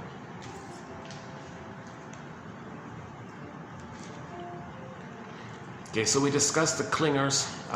You know, they can make I statements, they can free associate, so we talk about that kind of area. And we talk about the stingers get together. Okay, so they do mostly scapegoating, and their humor is darker and more cynical. Okay, the clingers' humor is more playful and helpful, maybe. The clingers, yes, are more childlike. Yes, they're more afraid of autonomy, like that. So they're more dependent, and there's more codependency there, like that. Stingers don't care about that. They just want to play infantile God and shame others who are like clingers. Because once upon a time, they were vulnerable and trusting. So they hate weakness, they hate sensitivity, they hate the clingers. But the stinger might marry a clinger just to have somebody to play a proxy of their innocence to shame. The clinger goes along with it because their template is, I'm not okay, and mother's okay. Stinger says, oh, you want to see me as a good mother? Fine, I'll accept that. And I'll see you as a proxy of my no good soul, and I'll shame you because my mother shamed me, and I'm married to mom, and I'm addicted to being one with the mom. And that fuels my grandiosity. If I maintain the trauma bond with the mother and I'm loyal to the mother and I get a blissful feeling with the mother. So they need somebody to shame, meaning they need a proxy to play them to shame. So the clingers step into that. They say, ouch, oh, don't. Okay, then we get into this whole topic of the moral defense, the issue around how babies begin with, I'm not okay, you're okay. But the stingers reject that. So they say, you play me not being okay, I'll play the infantile God one. But the clingers hold on to the original setup of, I'm not okay, you're okay. So if the clinger says, I'm not okay, you're okay, and the stinger says, well, that makes sense, I'm okay, you're not okay. So they fit like that in a disturbed way. But the clingers think that they can help the stinger to join them in the healing. Stingers don't care about that. They just are happy to have somebody to shame, damage, control, and wreck, because that's what the mother did to them. The clinger does sweet lemons. Oh, they're not nasty and sour. They're sweet. They lie to themselves to fit the template. They still maintain the original template that all babies begin with in the beginning. So just quickly, in the beginning, all babies begin with the template, I'm not okay, you're okay. They're not born sinner, they're not born guilty, they're not born in debt, nothing like that. It's a nonsense. This is the way the baby tries to organize his pain, organize the frustrating mother. He just concludes it like that to kind of manage and have some kind of understanding, some kind of concept of what's going on here. So when the baby cries for love and mother rejects him, am I being punished? I feel a lot of pain here. Did I do something wrong? So he feels quote unquote guilty, thinking he did some kind of invisible crime to the mother. So he feels he's being punished because maybe he thinks it's because he did something wrong. Baby says, mother, sorry, what do you want, mother? Let me fix it, let me make it right by you. What do you need, mother? Well, save me, baby. Okay, I'll try to save you, I'll try to heal you. He's gonna fail in the task, he's guilty. He failed in the task. Okay, now guilt and debt are the same in German, so now he's always in debt to her. So he's gonna be loyal to her, try to pay it off kind of thing. It's nonsense. And then the co-opt, then you take that psychology, co-opt it, and they call him a sinner. No, the baby's not a sinner. He's born to be loved, to be himself. But if the mother can't see that, he manages the situation by thinking, I'm not okay, I'm defective, no good, never good enough. Okay, anxiety, never good enough. Okay, I'm no good. And to survive, he must believe that the mother's good in order to survive, to take in the powder stuff or whatever. He's got to find some way to survive. So he must think the mother's good. So he concludes he's no good. Fairbairn's line is the moral defense. Baby's going to be like a little moral judge here with his gavel there. All right, mother is good, kaplunk, and I'm no good, kaplunk. That's an imprint, and that's all babies begin with this kind of stuff. He wasn't born like that. He did it himself to manage If the mother's loving, he won't do that, right? Or if some theories, babies they do that in the beginning, but it gets resolved when the mother's loving. But if the mother's consistently maladtune, no chance for it to get resolved, so he's still stuck with it. People who are still stuck with it, if they get sucked into this thing, oh, you're all sinner like that. Okay, that's a sign of trauma like this, that the mother never changed her ways. Or the mother was more frustrating than loving. It's kind of a scale thing, they say. The mother should be more loving than frustrating, then it's okay. So-called, quote-unquote, good enough. The mother's considered to be good enough if she's more loving than hurtful. If the scale is more on the loving side than hurtful side, the child can be okay. He can get to the depressive position. But if the mother's more shaming than loving, he stays with the splits. So forget it. He just splits and forgets about his human development. Others can be seen as having his human development, which he'll reject. Hence, he'll have the slogans, I hate sensitivity, I hate weakness, I hate vulnerability, I hate all this stuff, right? So he doesn't want therapy, doesn't want to heal, doesn't want to make I statements, can't tell the truth, he can't be vulnerable, can't trust, can't love, no gratitude, no apology, no regret, no empathy, all that stuff. He rejects the quote-unquote human side of being human. He's addicted to playing infantile God, being addicted to the mother, and then that's a very alluring kind of thing, I guess. And he doesn't, if his embedded slogan is no regret, can't feel, he doesn't even feel regret for not finding his soul or something, or trying to get back his soul. He can't get back his soul. That's what the Odyssey's about. That's what all these myths and fairy tales are about. To tell us, to give us imagery that it can take place. Okay, so the technique is A, free association, B, dream interpretation, and finally C, mourning. Okay, you gotta mourn. You gotta feel what you couldn't have felt because you now oh, Jesus.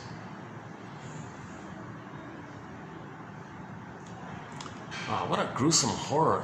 Unbelievable. I can't believe they have this gruesome, violent, grotesque horror imagery on every, on the SkyTrain. Every cabin has it. I've even seen it in the mall, like these huge, like 5-story kind of graphic images like that.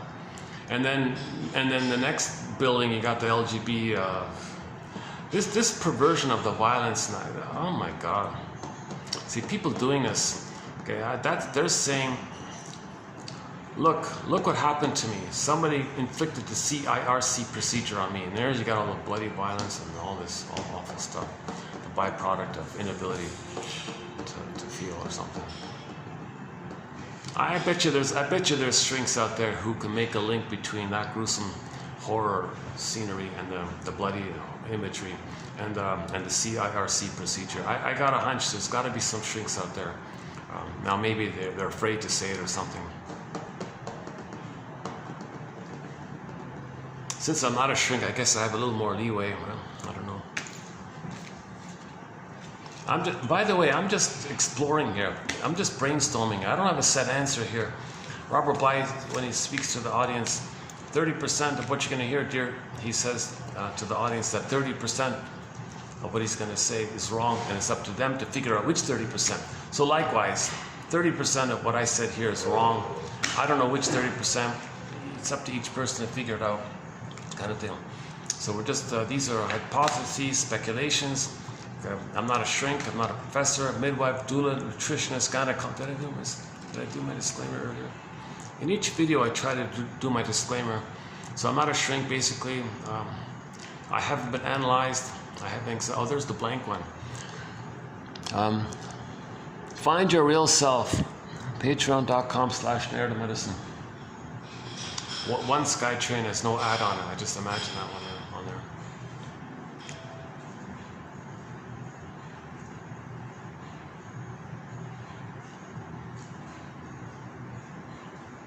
Oh, they're setting up for dinner, are they? Oh, geez, maybe I should start to wind down here. What time is it? Let's see again. Hold on a second. 4:22. Maybe I should head out around 5:15 or 5:20, something like that. 5:30 at the latest. Maybe I should get up by 5:30 or something. When the first guests are coming in, maybe I'll start to leave out.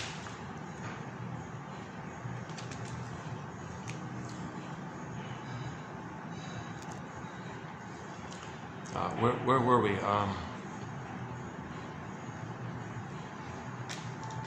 Stingers and the clingers. Yeah, so the clinger uses sweet lemons. I'm not okay, you're okay. Stinger says, oh great, oh giddy. I have somebody to shame, devalue, damage, because you could be a proxy for my soul. I'm married to mom. You play me, I shame you the way my mother shamed me, and I'm happy with my mother, and I don't care about you, but I need to use you to stand as a proxy for my soul, and I reject the soul the way my mother rejected my soul, and that's how I have an attachment to the mother. That's my loyalty to her, and that's my addiction to her, and they're addicted to, that's the little white flower called the narcissist flower. So they never got out of the blurredness, the blissful feeling with the mother. They never got enough love to leave her. So they're addicted like that. Now they're addicted when you get older and you're still not past that, and then it's addictive. But originally, as the baby's developing through it, he's not addictive. Only when you kind of stay in there beyond that time, then it's considered addictive. So stinger personality patterns, they're considered addicted to hate, greed, envy, spite, schadenfreude. They're addicted to schadenfreude. They're addicted to it. They're like manically memorizing insult terms to put down others. That's their own soul. That keeps them gleed with the mother. They're addicted to this perversion. This is perverse thought. This is the kind of illness that people say. The shrinks call it perverse thinking or perverse logic, psychosis logic, or psychosis-like thinking, or psychotic-like thinking, or secret. I don't know what the variations of it all.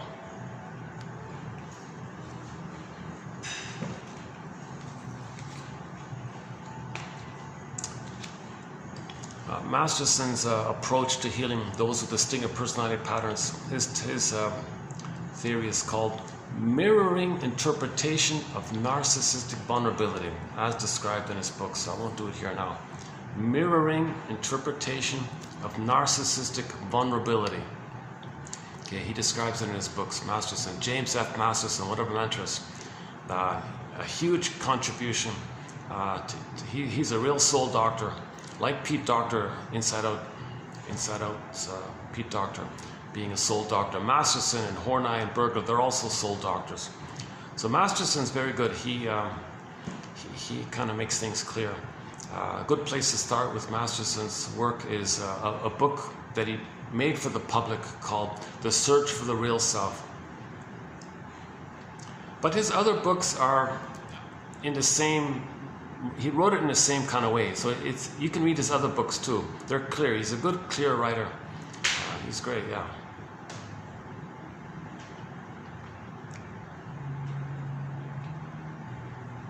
He teaches you psychoanalysis. But the best starting point, I think, is the comic psychoanalysis. Okay, in 1955, a comic came out called Psychoanalysis, and every 3 months during that year, an issue came out, but it just ran for 1 year, so there were 4 issues. And 4 years ago, it got digitized and reissued in 2000, the year 2000. So it's available again. It was lost for decades. Now it's available. That's the best intro to psychoanalysis, meaning know yourself. Know yourself. Your conscious self, your unconscious self. Know those two parts, your conscious self and your unconscious self. And you want to make as much as possible what's unconscious or unknown about you, make it into conscious. That's Hermes who's flying across. Make the unconscious conscious. Where it was, well, ego shall be. Ego shall be. Ego will be there to accept the nest, the feelings, okay? Unconscious conscious. So again, Dark Horse Publishing, they reissued it.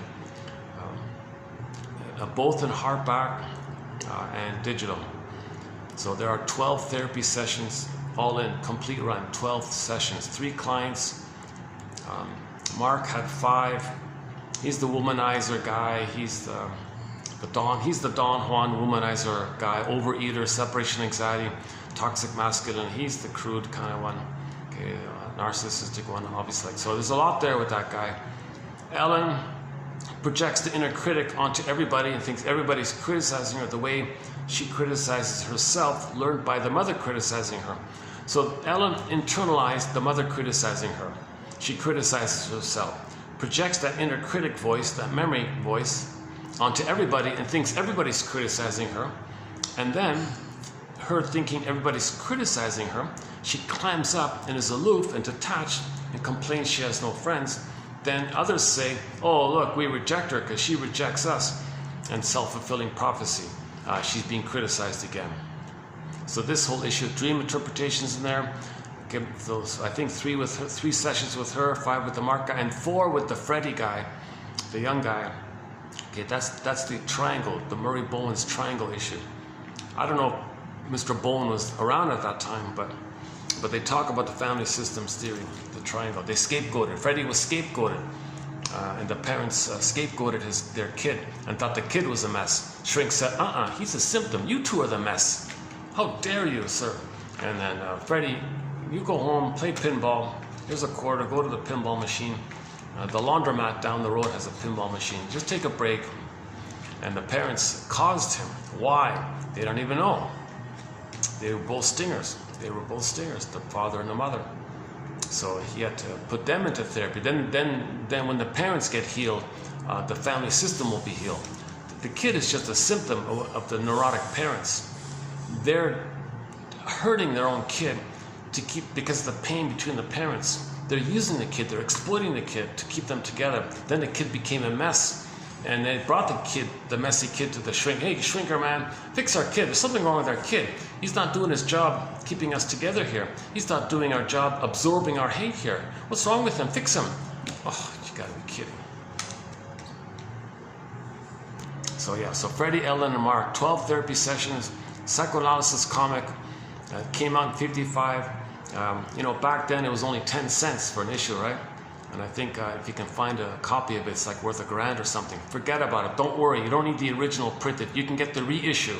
You can get the reissue hardback, the complete run in one book, one hardback book. I had it for a while, and I posted some excellent quotes from that comic in our collection here. So if you type in comic in the search engine, you'll find those quotes. Actually, the first episode, the website gives you a preview of the first session. With Freddie, I think, yeah.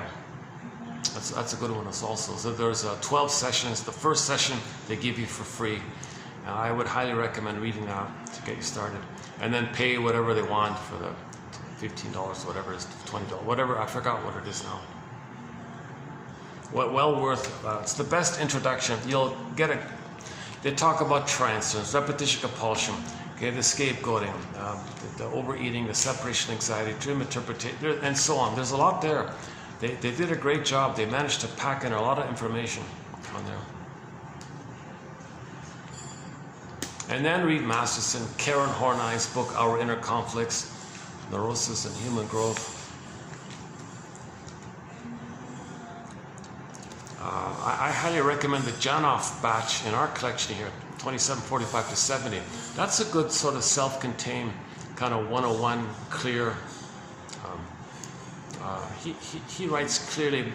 He writes a clear bridge between like regular self-help and psychoanalysis. He's a bit of a bridge like that. I thought his material was very good.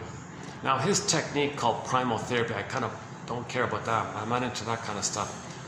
But his knowledge that he shared was pretty good. I think he was trying to make amends for his mistakes or something.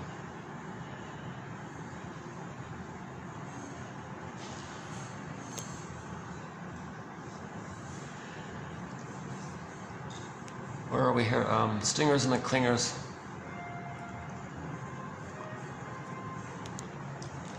Let's get into our quotes here, because if I go further, it's going to take too much time. Yeah, so I can't cover it all in one video. So there's more about the stingers and the clingers, and there's got translogic. We didn't even mention translogic. Jesus. Let's run through our quotes. Okay, the first one is in relation to how the baby is in a solipsistic bubble where he thinks the mother's him because the fusion is symbiosis. So he thinks he's self-sufficient in a solipsistic bubble where the power of the mother is his power, he believes. So he thinks he's self-autocratic like that. So he thinks he's so important, self-sufficient, doesn't need anybody. Now if he's traumatized like that and he lives with that bubble in his mind all of his life, he's pretty lonely kind of thing. That's the first one. It's about that. Let's see. Okay. The neurotic is solipsistic. He relates himself to himself. Well, the neurotic meaning trauma before 18 months. Okay, let's clarify.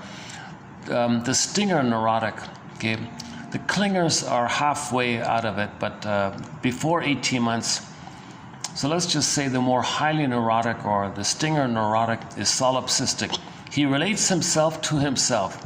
He interacts with this idiosyncratic population of internal images. Okay, so the image of the mother, it's him, he's one with the mother. Some kind of idiosyncratic imagery going on between him and the mother. In this sense, he's alone. Narcissism is alone.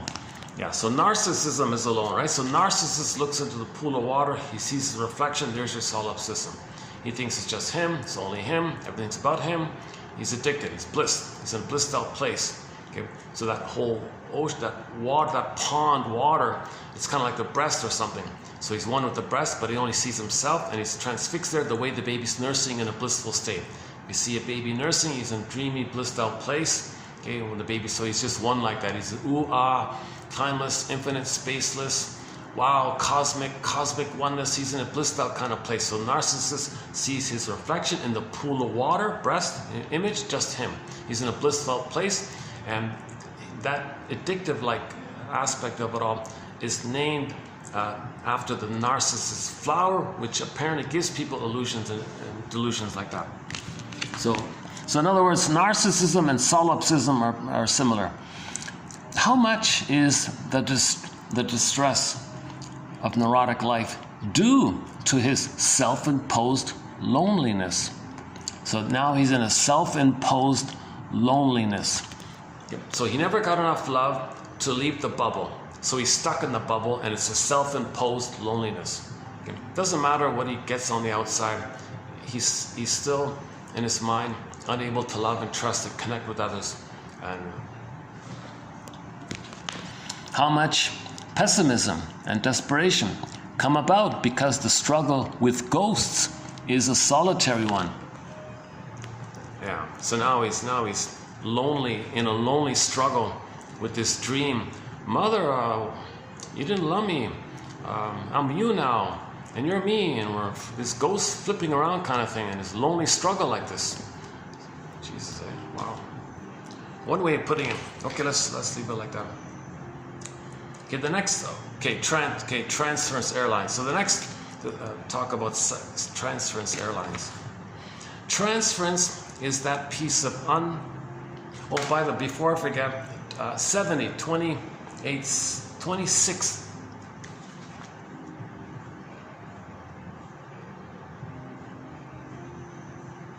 Oh, jeepers.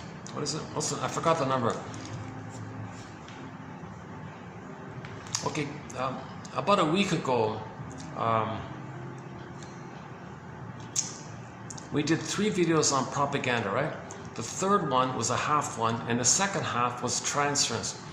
Look up Dayton, Tian Dayton, her quotes recently done. The first one we did, that's a very good quote on transference. So I would start there actually. Or just type in transference in the search engine embedded within the channel, and you'll get a lot of good quotes on transference. It's the number one, it's the thickest e-booklet. So here's another one. Transference is that piece of unresolved history from past relationships that gets projected, okay, Transference Airlines, projected, sent into people in the present. For example, Sandy transfers the deep pain of being abandoned onto her boyfriend, and she assumes that he will dump her. Yeah, so the mother, as a baby, the mother was emotionally unavailable, the father took off, she was abandoned, emotionally abandoned, physically abandoned, meets a fellow in the present. Okay. Transference, that past memory with the parents, puts those memories on an airplane, a psychic airplane called Transference, psychological Transference inner airlines, inside the mind airlines, mind lines. I don't know, transference, mind lines. gotta work on that one. Goes into this invisible airplane, flies to the pleasant. Her boyfriend's Michael. Michael, you're my parents. I see and expect. That stencil, I'm gonna put her onto you. I'm gonna wrench you into that stencil. I'm gonna expect. I'm gonna see, anticipate, and that puts a pressure on the poor fellow. You keep expecting I'm gonna leave you. You're so sure I'm gonna leave you. You're fighting for this. You're determined to create me leaving you. That's the only template I have. I have to play this template. That's my loyalty to my mother. That's my attachment. That's my stencil. I only have the stencil. That's how I survive. I only understand the stencil. You have to leave me. If you won't leave me, I'll find somebody who will. Play the song by Warren Zevon called "If You Won't Leave Me, I'll Find Somebody Who Will." So she's going to coax, prod, induce, be passive-aggressive, give impossible tests, be frustrating, be annoying, don't return calls, just frustrate the fellow, drive him, push him, provoke him to leave, because that's the template. Ah, you left. Okay. Now, that's a replay of the neural circuit in the past that the parents left her. That's one example of transference. Huh? Now, in that song, "If You Won't Leave Me, I'll Find Somebody Who Will" by Warren Zevon, the lady said to the fellow, "No, imagine that, I'll be here for you." "Oh, I don't have a template for that. I never mourned that template. I can't leave that template. I'm freaking out here. I can't accept love like this. I didn't mourn not getting love. I don't have the psychic structure to love. So I got to leave you and go back to finding people who will leave me." That's familiar. So "If you won't leave me, I'll find somebody who will." A great song. Yeah, check out that song called "If You Won't Leave Me, I'll Find Somebody Who Will." It's only 45 seconds long. It's a great song by Warren Zevon. Okay, number 3. Clients unwittingly and self-defeatingly orchestrate significant relationships so as to evoke reactions from others that confirm their script. Yeah, so they want to elicit reactions to confirm their script. They want to confirm their script. They want to confirm it. That's their attachment. That's their stamp. That's their psychic model. That's how they survive. That's their existential conclusion about themselves and others, the mother, the world. That's their setup. That's all they know. That's what made them survive. And that's their only understanding of how to survive. And they're afraid to step out of that kind of thing. Because you have to mourn the loss of the only thing that you have. Like, whoa, if that's all you have, it's painful, but that's all you have. You got to be a real hero's journey to identify it, mourn it, then you can love in the present again. So if you want to love life in the present, you got to identify the trauma in the past, you can mourn that stuff, called suffering through, working through, add reaction, inside out tooth, scene when the orbs came rushing to the front, called the avalanche scene, and then you can love life in the present. But you got to identify the trauma in the past to do so. You can't skip that kind of thing. You can't, they call it spiritual bypassing, spiritual leapfrogging. You can't do that kind of thing. You got to identify, admit the truth. Quote, why did my mother not love me? Identify this answer. Get the key. Get the lasso of truth. Come on. Admit, feel. That's the healing when you feel it. All of the joy, sings Vonda Shepherd, all of the joy for which you pray is 100 tears away. You got to get the tears. Okay. First the rain, then the rainbow, they say. Oh, I can't use that one anymore. Sorry. Let's scratch that one. Okay. Next one, number 4 here. She does things which alienate people. She does things which alienate people. Yeah, she's pushing people away. She doesn't know what she does. She doesn't know how she does it. If she could learn with you that would be a big help. It would mean that something's being examined, or examining her self-defeating impact. So the role of the shrink is to make her conscious of the impact of her behavior, make her conscious that she's replaying the script, identify the script. So she's going to replay the script with the shrink in the present, or the friend in the present. So how he's treating, what he's inducing in the shrink, he's trying to coax the shrink to reject her. That's the shrink knows that she does that broadly. Like she has a pattern, and you see a live example of that pattern in the here and now. That's her pattern. The therapeutic effort is to try to get a grasp of the manner in which the client recreates his problem with you in the transference. Okay, what's that? 2, 4, 5. Okay, number 6. In an analysis, the analyst must treat everything as transference, particularly emotional outbursts.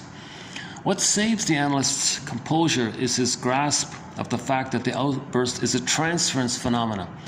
The moment he gets involved in reality the way the client does, his therapeutic potential as an analyst is ruined. The client hates you and you start hating him, therapy ends. Okay, so if the therapist is triggered and he transfers, oh, of course, it's all over, forget it. If the therapist sees the client as the abusive mother who hurt him and he's fighting with the mother, oh, come on. He's supposed to help the client, but he's the client. And can the client then be the therapist for him? Like this? Okay, so it all fails. So if the moment, if they say, Masterson had a good line in there. I thought one time Master said he slipped up and he apologized. Then things are okay. You can do that. If the therapist is triggered, he identifies it and reviews it and confesses it and apologizes for it and reveals. I forgot the wording of it. I forgot how one might say it. Sorry, client.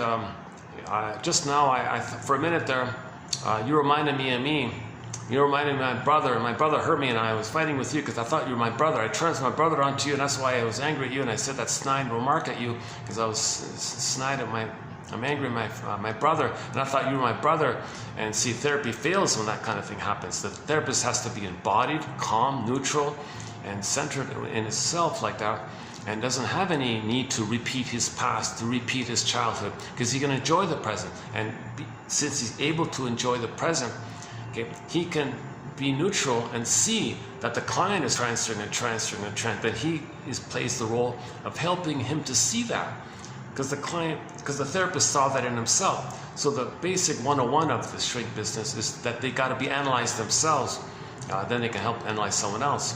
Now, if he's not analyzed, blind leading the blind, they call it a vicious circle or a negative loop or transfers, counter-transfers, basically a folie droit. Actually, one guy calls it a negative process, vicious circle, cyclical, maladaptive, interpersonal pattern. If this takes place. Yeah, let's do that one here. So, the client may convey hostility in a manner that pulls for a reciprocal reaction from the therapist, who is, after all, only human. So no therapist is totally perfect. He's going to have some sore spots somewhere, but the client is very intuitive and very eager to find them and pour salt on it. He's searching and searching. He wants to confirm his script. So he doesn't accept that he's pretty healthy overall. No one's perfect, but the client is going to try his very best to induce some kind of reaction. Okay, so the client is really looking for the perfect God expressed. No human therapist is a God expressed like that. So he didn't get it. So he wants to prove that the therapist isn't the God expressed because that's his template. The client may convey hostility in a manner that pulls for a reaction from the client, therapist, who is, after all, only human. Now, the result if it works, the result is now a negative process, i.e., meaning the client and therapist, they're going to hate each other. They're angry at each other, they're fighting, kind of thing. Okay, so this is sometimes called negative transference, sometimes called counter-transference, sometimes called vicious circle, sometimes called cyclical, maladaptive, interpersonal pattern. Okay, let's back up here. What's transference? Transference means the re-experiencing of past conflicted relationships. Okay, you re-experience your old conflicted mother-infant relationship and you superimpose onto the present. You put it onto the present. That's transference. Transference and counter-transference reactions enact a maladaptive, interactive scenario that reflects the client's primary interpersonal problems. So generally speaking, if the analyst is authentic, and there is a kind of fighting going on, well, generally speaking, it's the idea is that now we know what the client dealt with in the past. He recreated it to know the past. He's going to try to recreate to know the past. Okay, so we repeat, recreate because we don't remember. We're trying to remember. The shrink helps him to remember.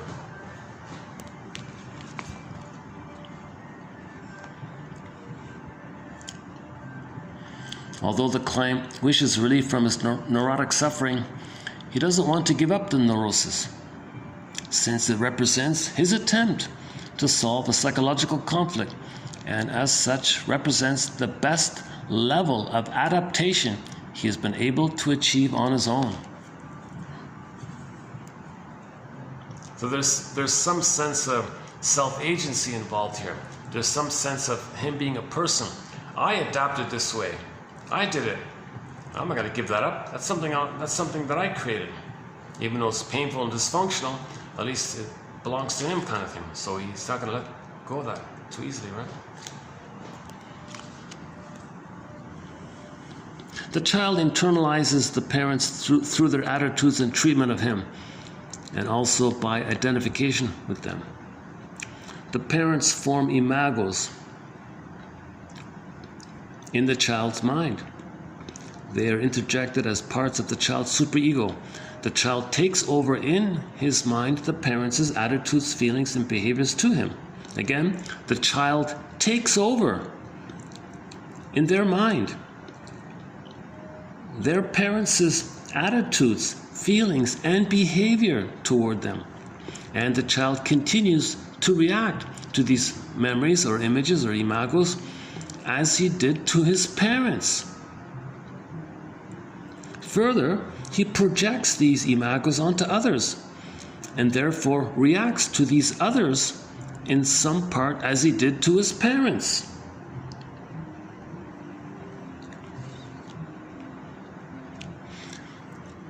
Okay, Fairbairn pointed out that deep insight only develops inside a good therapy relationship. That's because the client cannot stand it if he feels alone. Once again, you feel safe with the caring witness.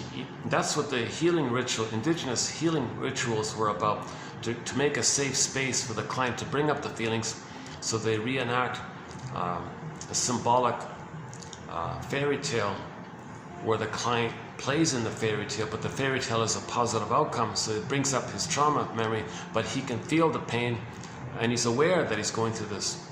So in the modern time, while the therapist gives you a level of safety so you can feel it up. If you don't feel safe, you're not going to say it, obviously, right? And some people will never allow themselves to feel safe because they'll never trust. Stingers they rarely trust, or basically don't want to trust, because that would bring up the feelings. They don't want to feel the feelings. It's defense against the feelings. I'm not going to trust. There's a benefit if I don't trust. Then I don't have to feel the trauma with my mother. So that's part of it. The readiness to engage in a genuine search and to shoulder its burdens is the hallmark of therapeutic success, and therefore the ultimate criterion for ending the therapy. Paradoxical as it may sound, the moment the client enters therapy fully and genuinely, the therapeutic task has been fulfilled. Shrink taught him how to analyze himself. Shrink gave him interpretations. He adopted that attitude. He can do it himself. Shrink taught him how to fish. He can fish for himself. Therapy's finished.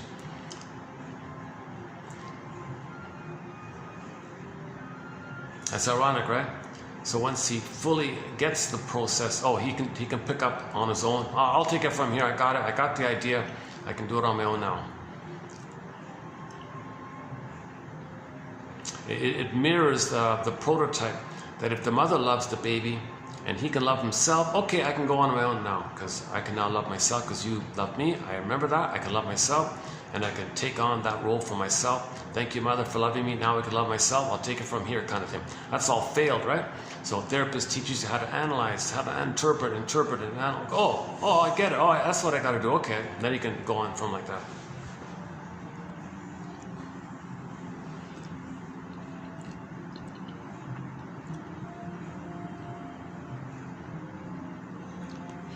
The therapist should have only one reaction to the client: the wish to understand him and give him an opportunity for readjustment through the insight offered to him by the therapist's interpretation. The ideal model of the treatment was that the client should freely associate and thus reveal himself without controlling the train of his ideas. Okay, and inside out, that's called the stream of consciousness, right? So, free association, okay, freely, but very often you project the inner critic onto the helper. Well, you're going to criticize me. I'm not going to say it. So you climb up like that, right? So you got to free associate about that. I'm afraid to free associate. I think you're going to criticize me. Oh, that's because my parents. Are you going to criticize me? No, I'm here to create a safe space for you to free associate. I want you to ride the broccoli boat to get the app reaction. I'm on your side here. I'm here to help you feel safe to grieve. The goal is to grieve and be conscious like that. I'm not going to criticize you. If I do, the thing fails. Nothing's going to happen like that. So you're not criticizing, but it feels like you're criticizing me.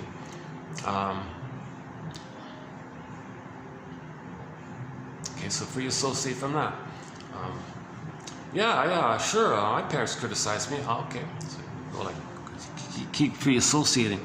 Just spontaneously keep saying it. The client assimilates. Here we go. The client assimilates the therapist's interpretations, and gradually he can dispense with the therapist. The therapeutic process thus recapitulates the process of emotional maturation. The child learns from the parents, incorporates their attitude, and eventually will no longer need them for guidance. Yeah, so that's what we said before, right? The client takes in the therapist's analytic mind, let's say, and then he can do it for himself. Just like the child takes in the positive regard that he felt with his parents, and he can take it from there, kind of thing. I'll take it from here, thanks, kind of thing.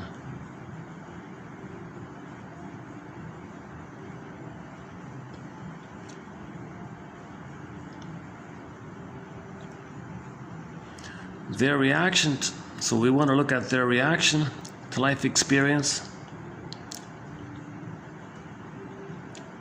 So we want to look at our reaction to life experience and how much I integrated and how much I didn't integrate. So how much did you accept of your life? How much did you not accept? How much did you integrate and how much did you not integrate? So there are still many rampions and Rapunzels in the witch's garden. That's unintegrated. You got to jump over the fence, pull up the rampions, and integrate. Eat the radishes. In other words, okay. The more infantile the personality, the more they handle by avoidance. All right. Energies that were formerly bound to archaic goals are freed and become available to the mature personality. Once we see the world differently, we seem to inhabit a new world.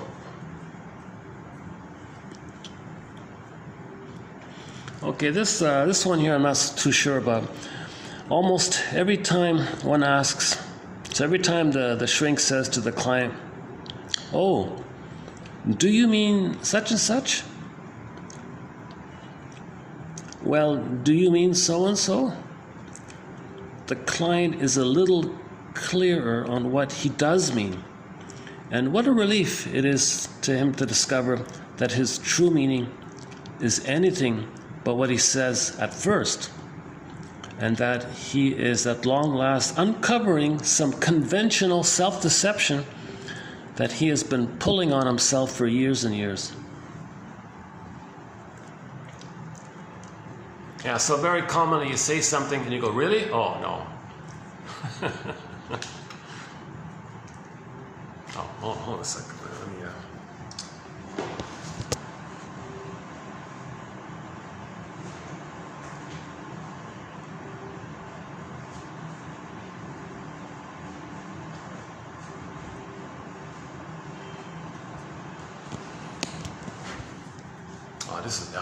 this is great. This is great.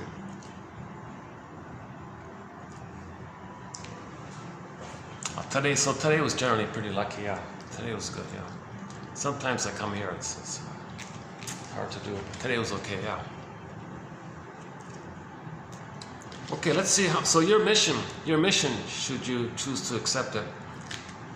How many did we, I think we did, what did we do? Let's see, 2, 4, what is it again? 2, 4, 6, 8, 10, 12, 14, 6, 17, all right.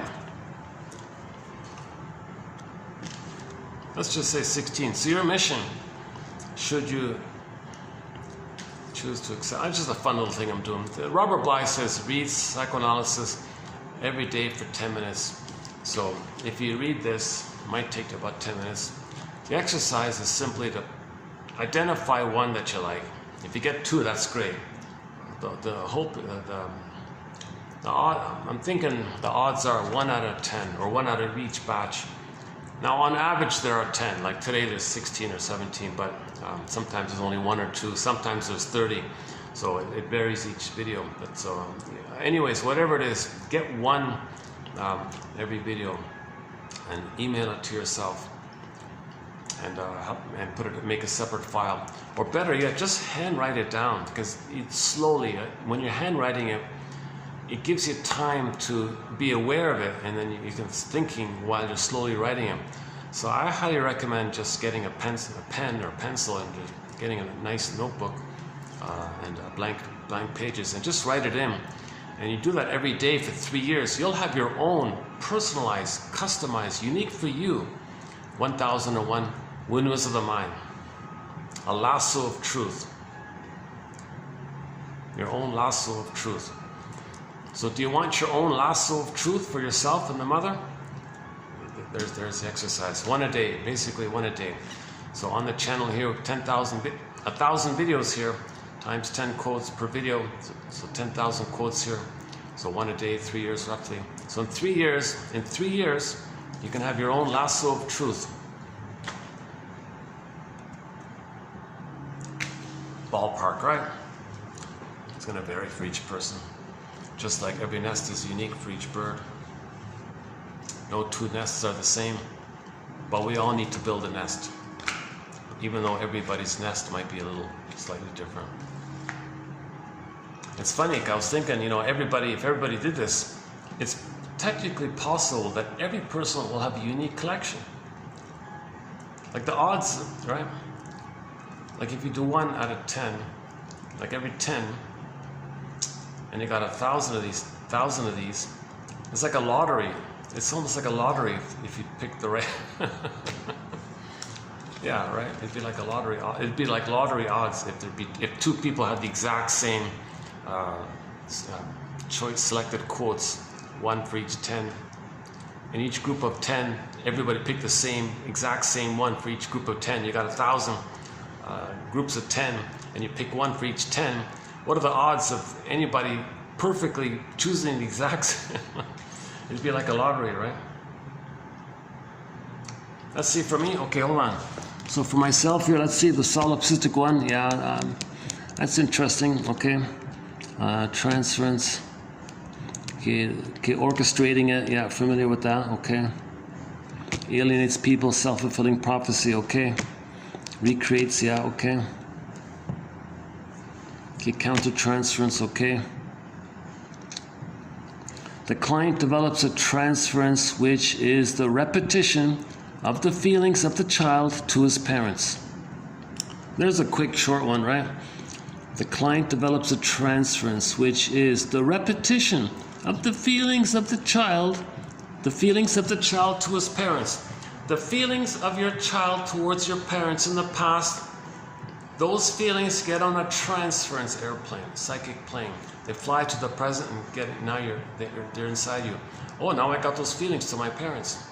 And the people in the front of you, you'll see them also as your parents. And now you feel the way you felt towards your parents, towards the person who's symbolic of the parents or the trigger of the parents. And the idea is to assign those feelings to the past. So turn the plane around, put your feelings back there, send it to the past, and put a stake there. There's unfinished business. It's not the person in the present. The person in the present just reminds you of the past. But your pain is with the person in the past, not with the person in the present. The person in the present is not the mother in the past. The person in the present may have the same similar personality, but they were not the mother who hurt you back in the nursery. But you were drawn to them to know and remember the pain of the past. So Dayton's thing was the balloon, the hot balloon is deflated. The broken balloon twirls, flies back like the airplane flying back. Then you put a stake there. It's called unfinished business, the childhood scene. So everybody or anybody or many people, I guess, one image is maybe we can think that in your nursery time, imagine like wherever your childhood home was, imagine like a stake there with a flag. It's flapping. Unfinished business here, pointing here. Here's the source. Here are the origins. Here's the origins of the trauma. The origins of the trauma are here. There's pain here that you're carrying all the time. Okay? It's not the people in the present. The people in the present accidentally, unwittingly reminded you of your pain so you can know the pain, so you can face the pain, unresolve it, lay the ghost to rest, forgive the mother for the pain, ab reaction, inside out too, okay? Then you saw Riley breathing better at the end, right? Internalization, okay. Okay, this new phrase here about the folie douce. Okay, cyclical, maladaptive, interpersonal patterns. That's not bad. We're familiar with vicious circle. We know that one. Okay, counter-transference. We know that one. Transference, counter-transference. Or just simply negative transference. Well, anytime the client, anytime the shrink, and why not positive transference? Yeah. Yeah, that's a bit redundant. It's just transference, counter-transference. I don't know why they call it negative. It could be positive, right?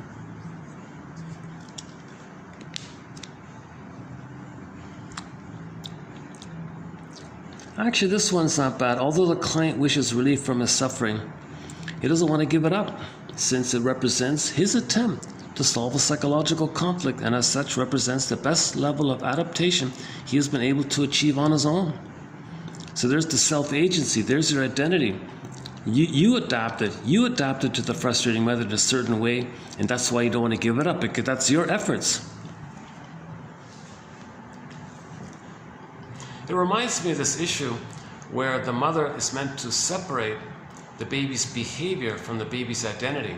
So if the little child does something, don't do that, the child thinks that's his identity. Don't be me. I didn't say don't be you, I said don't do that. But the child hears don't be me. He blends in his identity with his doing. So the mother's supposed to say, you're good, baby. You're a good little child. I love you and all this. This thing that you're doing, that's a no-go. I don't like that. But you're good. You're awesome. We accept you. But this thing you're doing, that's separate from your identity. Okay, so the mother's got to make it clear to the child that she doesn't like his behavior, but she accepts who he is. But if she doesn't make that clear, and she only says, don't do that, the child thinks, don't be me. Oh, mother rejects me. She hates me. No, she hates the thing you did. But the baby thinks she hates who I am. Right?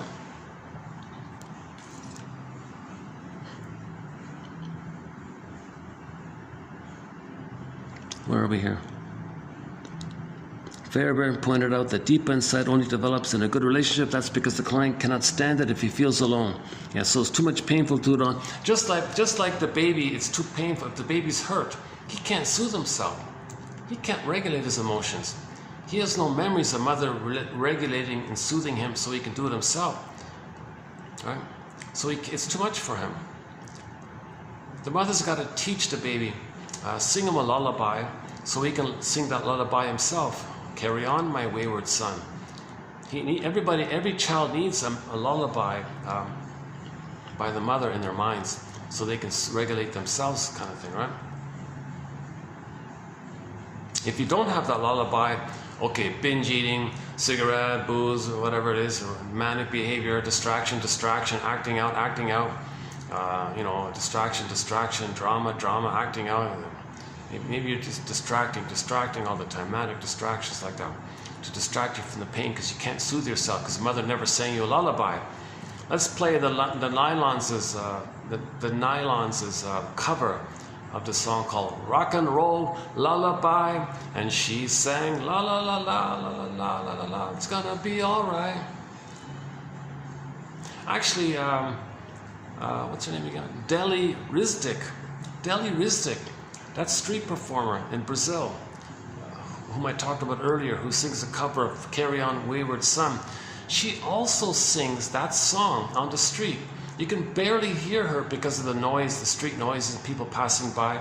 And here she is singing this lullaby on the street and all the noise, traffic, cars passing by. She's singing that song, Rock and Roll Lullaby. And a few people, you know, put money in her cup like that. She said thanks all the time. Well, thank you, sir. Thank you, sir. And she said la la la la la la la la la, it's gonna be all right. I wish I had the Nylons. I wish I had the boom box. I'd play that right now, because every baby needs that memory of mother soothing them. So here she is soothing the world, soothing the public.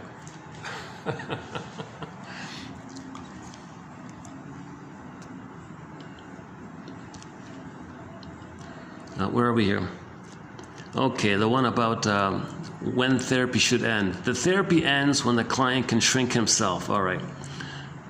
The shrink shrank, the client, he can shrink himself, therapy ends. All right. Not physically shrink, meaning analyze. The therapist can analyze the client, he can now analyze himself. Therapy can end at that point. So again, therapist is neutral, tries to understand, no blame, okay, etc. Okay, the importance of free association. And this one here about Mr. Sullivan, that the first time you say something, that's a lie, and then you say, is that true? Really? Okay. That's a very common pattern apparently. So just focus on what did we accept, what did we not accept, okay? And finally, energies that were formerly bound to infantile or archaic needs from mother's feeding, finally those energies, that life force can be free to enjoy the present, a mature personality. And once we see the world differently, it seems as if we're now in a new world. But it's the same world, but just we saw it afresh, we saw it new with fresh eyes, with embodied sense of self, present eyes. We see the world in a present sense, the real sense. So it feels like a new world, that kind of thing.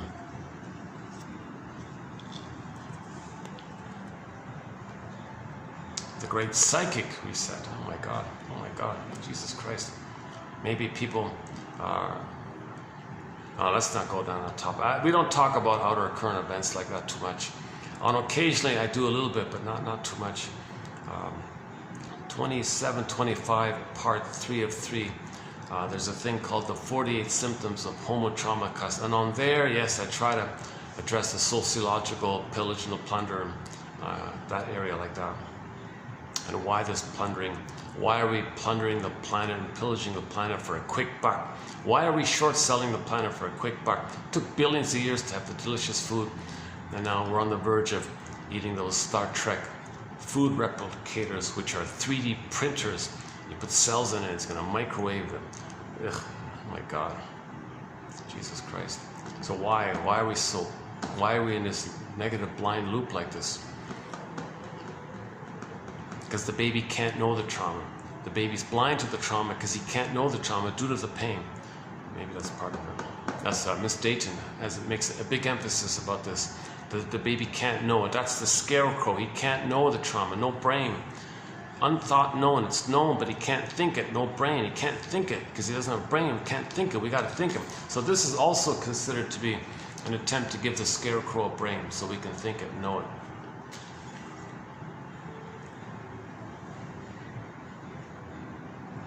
All right, yeah, let's see. Let's check the time again. What is the 5? Oh yeah, 5:12. Let me. I need a minute to fix the table and all this. And should we go downstairs or just wrap it up here? Maybe just wrap it up here. I could go outside to walk around a bit. That's okay. I've done that a few times already. Yeah, okay. Yeah, it's kind of fun to show you things on the outside. But oh, actually, hang on. Oh, I didn't notice this. Yeah, look at that. Okay, this you don't really see it too well. One little thing I can show you. Do you see in the middle of the screen, just above the SkyTrain, a tree there? It has sort of a curvy kind of, like a broccoli or something, just beside the white building, just to the left of it. Is that it? Is that the one? That's a huge ancient tree. I don't even know what it's called yet. But, yeah, you can't appreciate it like this too much, but in other videos, I try to show that tree, and it looks quite impressive. Yeah, it doesn't show much here. All you see is just some green vegetation over the SkyTrain, right? But it's really quite an amazing tree. If you can see the trunk under that props up that top part, the greenery on the top.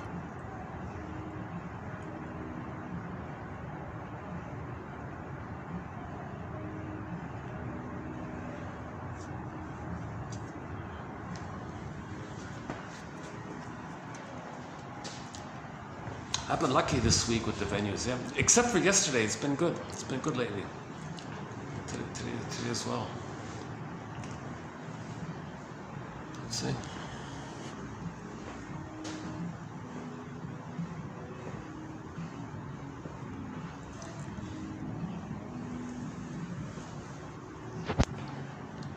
And their meeting didn't last long, which is a relief. Well, they got new menus here. Well, they got new menus here. Can I see the menu? They got new menus here. Oh, no price. Oh, this is just this is free for the hotel guests in the morning. Oh, I see. You get to choose the thing. A complimentary breakfast.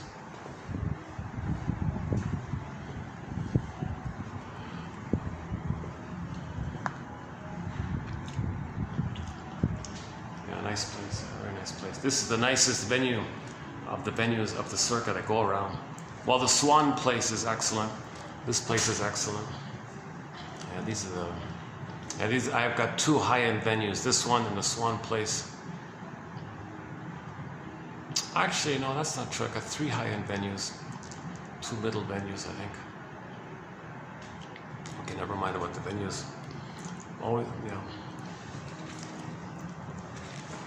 Oh, let me just sit back and relax for a minute. Just any.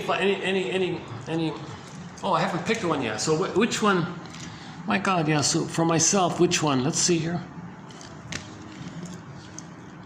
Cyclical, maladaptive, interpersonal patterns. That phrase is kind of catchy. Okay.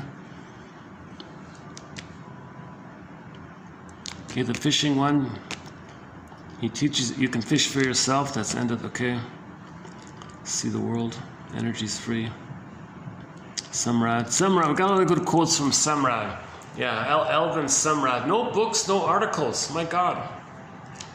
But some of his students made little notes, and they published his little aphorisms kind of thing. So from that book of his, I plucked out the best of his little sayings in our collection. So this is a new one here from Samrad. We notice, we look for their reaction. Oh yeah, he was saying, yeah, don't think about heredity or genetics or biology. Forget, that's out of our zone there. Just look at their reaction to their life experience. How much did your client accept, and how much did your client not accept? I mean, these sort of short little things here. So we have a bunch of them, maybe like let's say 10 all in. Elvin Semrad. Apparently he was a legend in the 60s or something, and people were flying all over the world to study with him or something. Never heard of him until I found out. It's called the heart of, what is it called? The heart of something. The heart of therapy or something like that. The heart of psychotherapy or something. Yeah, we've got a lot of good quotes by Guntrup. Yeah. Yeah, Guntrup was analyzed by Fairbairn. That's a link there. Franz Alexander, we've got some of his quotes. Not many from this Sullivan guy. Only one or two from this Kohut guy. Not really into him. Leon Saul. Yeah, Leon Saul, okay. Yeah, we have a one line from him. He says, prejudice. Your prejudice? That's a confession. You're talking about yourself. All this prejudice, they're no good, they're bad. That's within you. That's the memories. Oh. Oh, okay. It's okay. Okay. Oh, just some workers just on the next building. Yeah, okay. What else here? The therapeutic effort is to try to get a grasp of the manner in which the client recreates his problem with you in the transference. How do you seem to recreate your problem with me? How are you doing this? How are you managing to recreate your past in the present? Wow, you're quite a worker here. You're hard at work to recreate and to somehow recreate and restage and to squeeze things. Selective omission, parataxic distortion, projection, selective omission, cherry picking, card stacking. You're finding some way to create and see the present as a new version of the past. How are you doing this? Coaxing and prodding and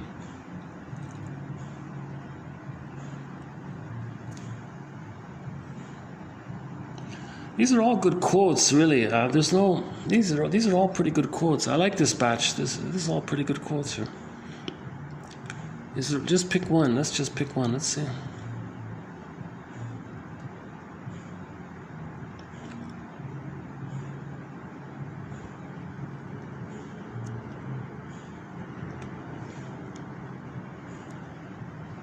Reciprocal.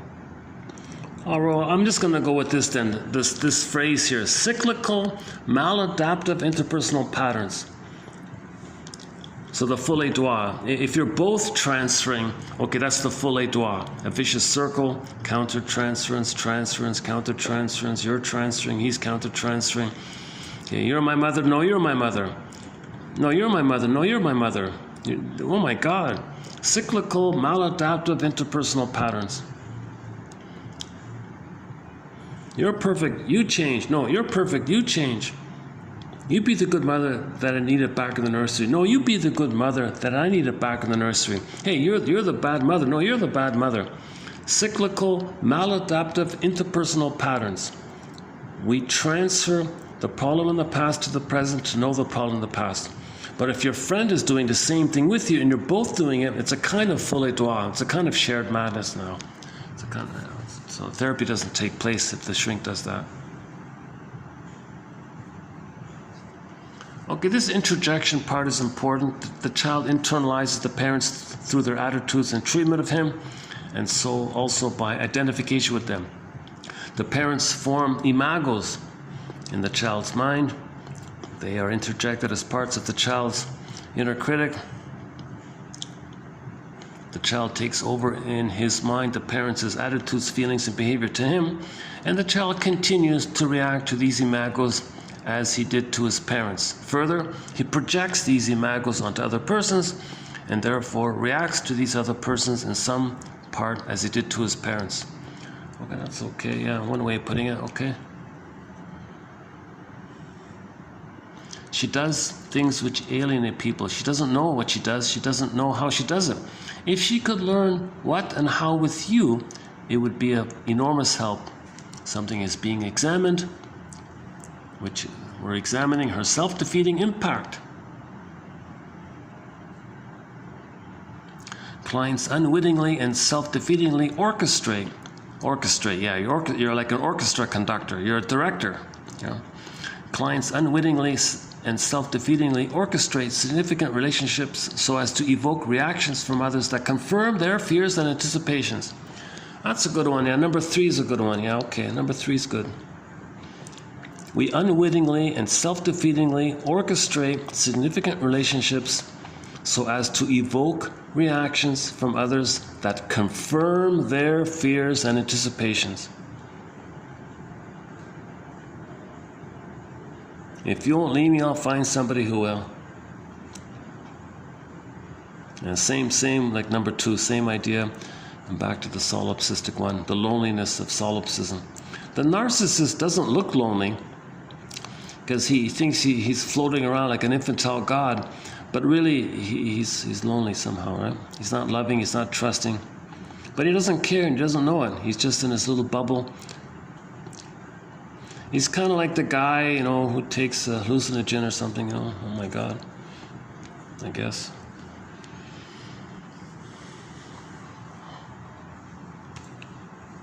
Yeah, okay, so for me it's going to be number 3 and the phrase cyclical maladaptive interpersonal patterns. Okay, so 1, 3, okay, 4, 5, 6, 7, 8. So 3 and 9. So for me it's going to be 3 and 9, I'll say. Although the rest are all okay. Okay, let's wrap it up here. I wish I could play our theme song here. Or should we go downstairs?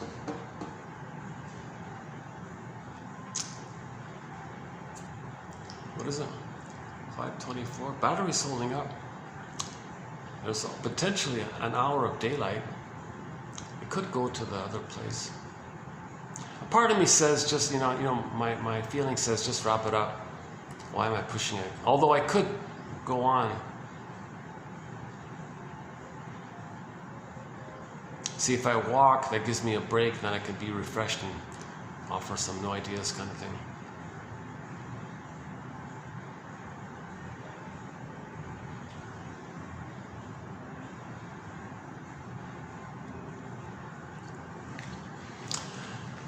How are we going to end this video here? What's a good way to end this video here?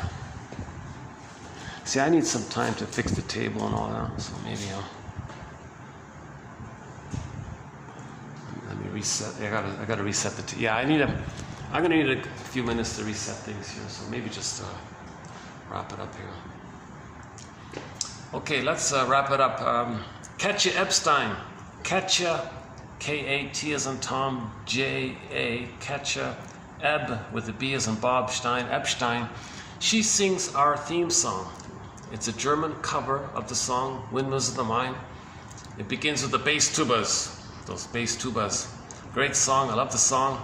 Oh my God. My favorite English rendition of the song is the one done by Barbara Lewis. Barbara Lewis.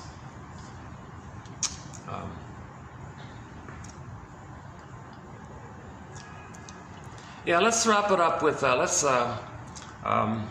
we can also wrap it up with, you can't really hear Deli Rizdik's cover of a rock and roll lullaby.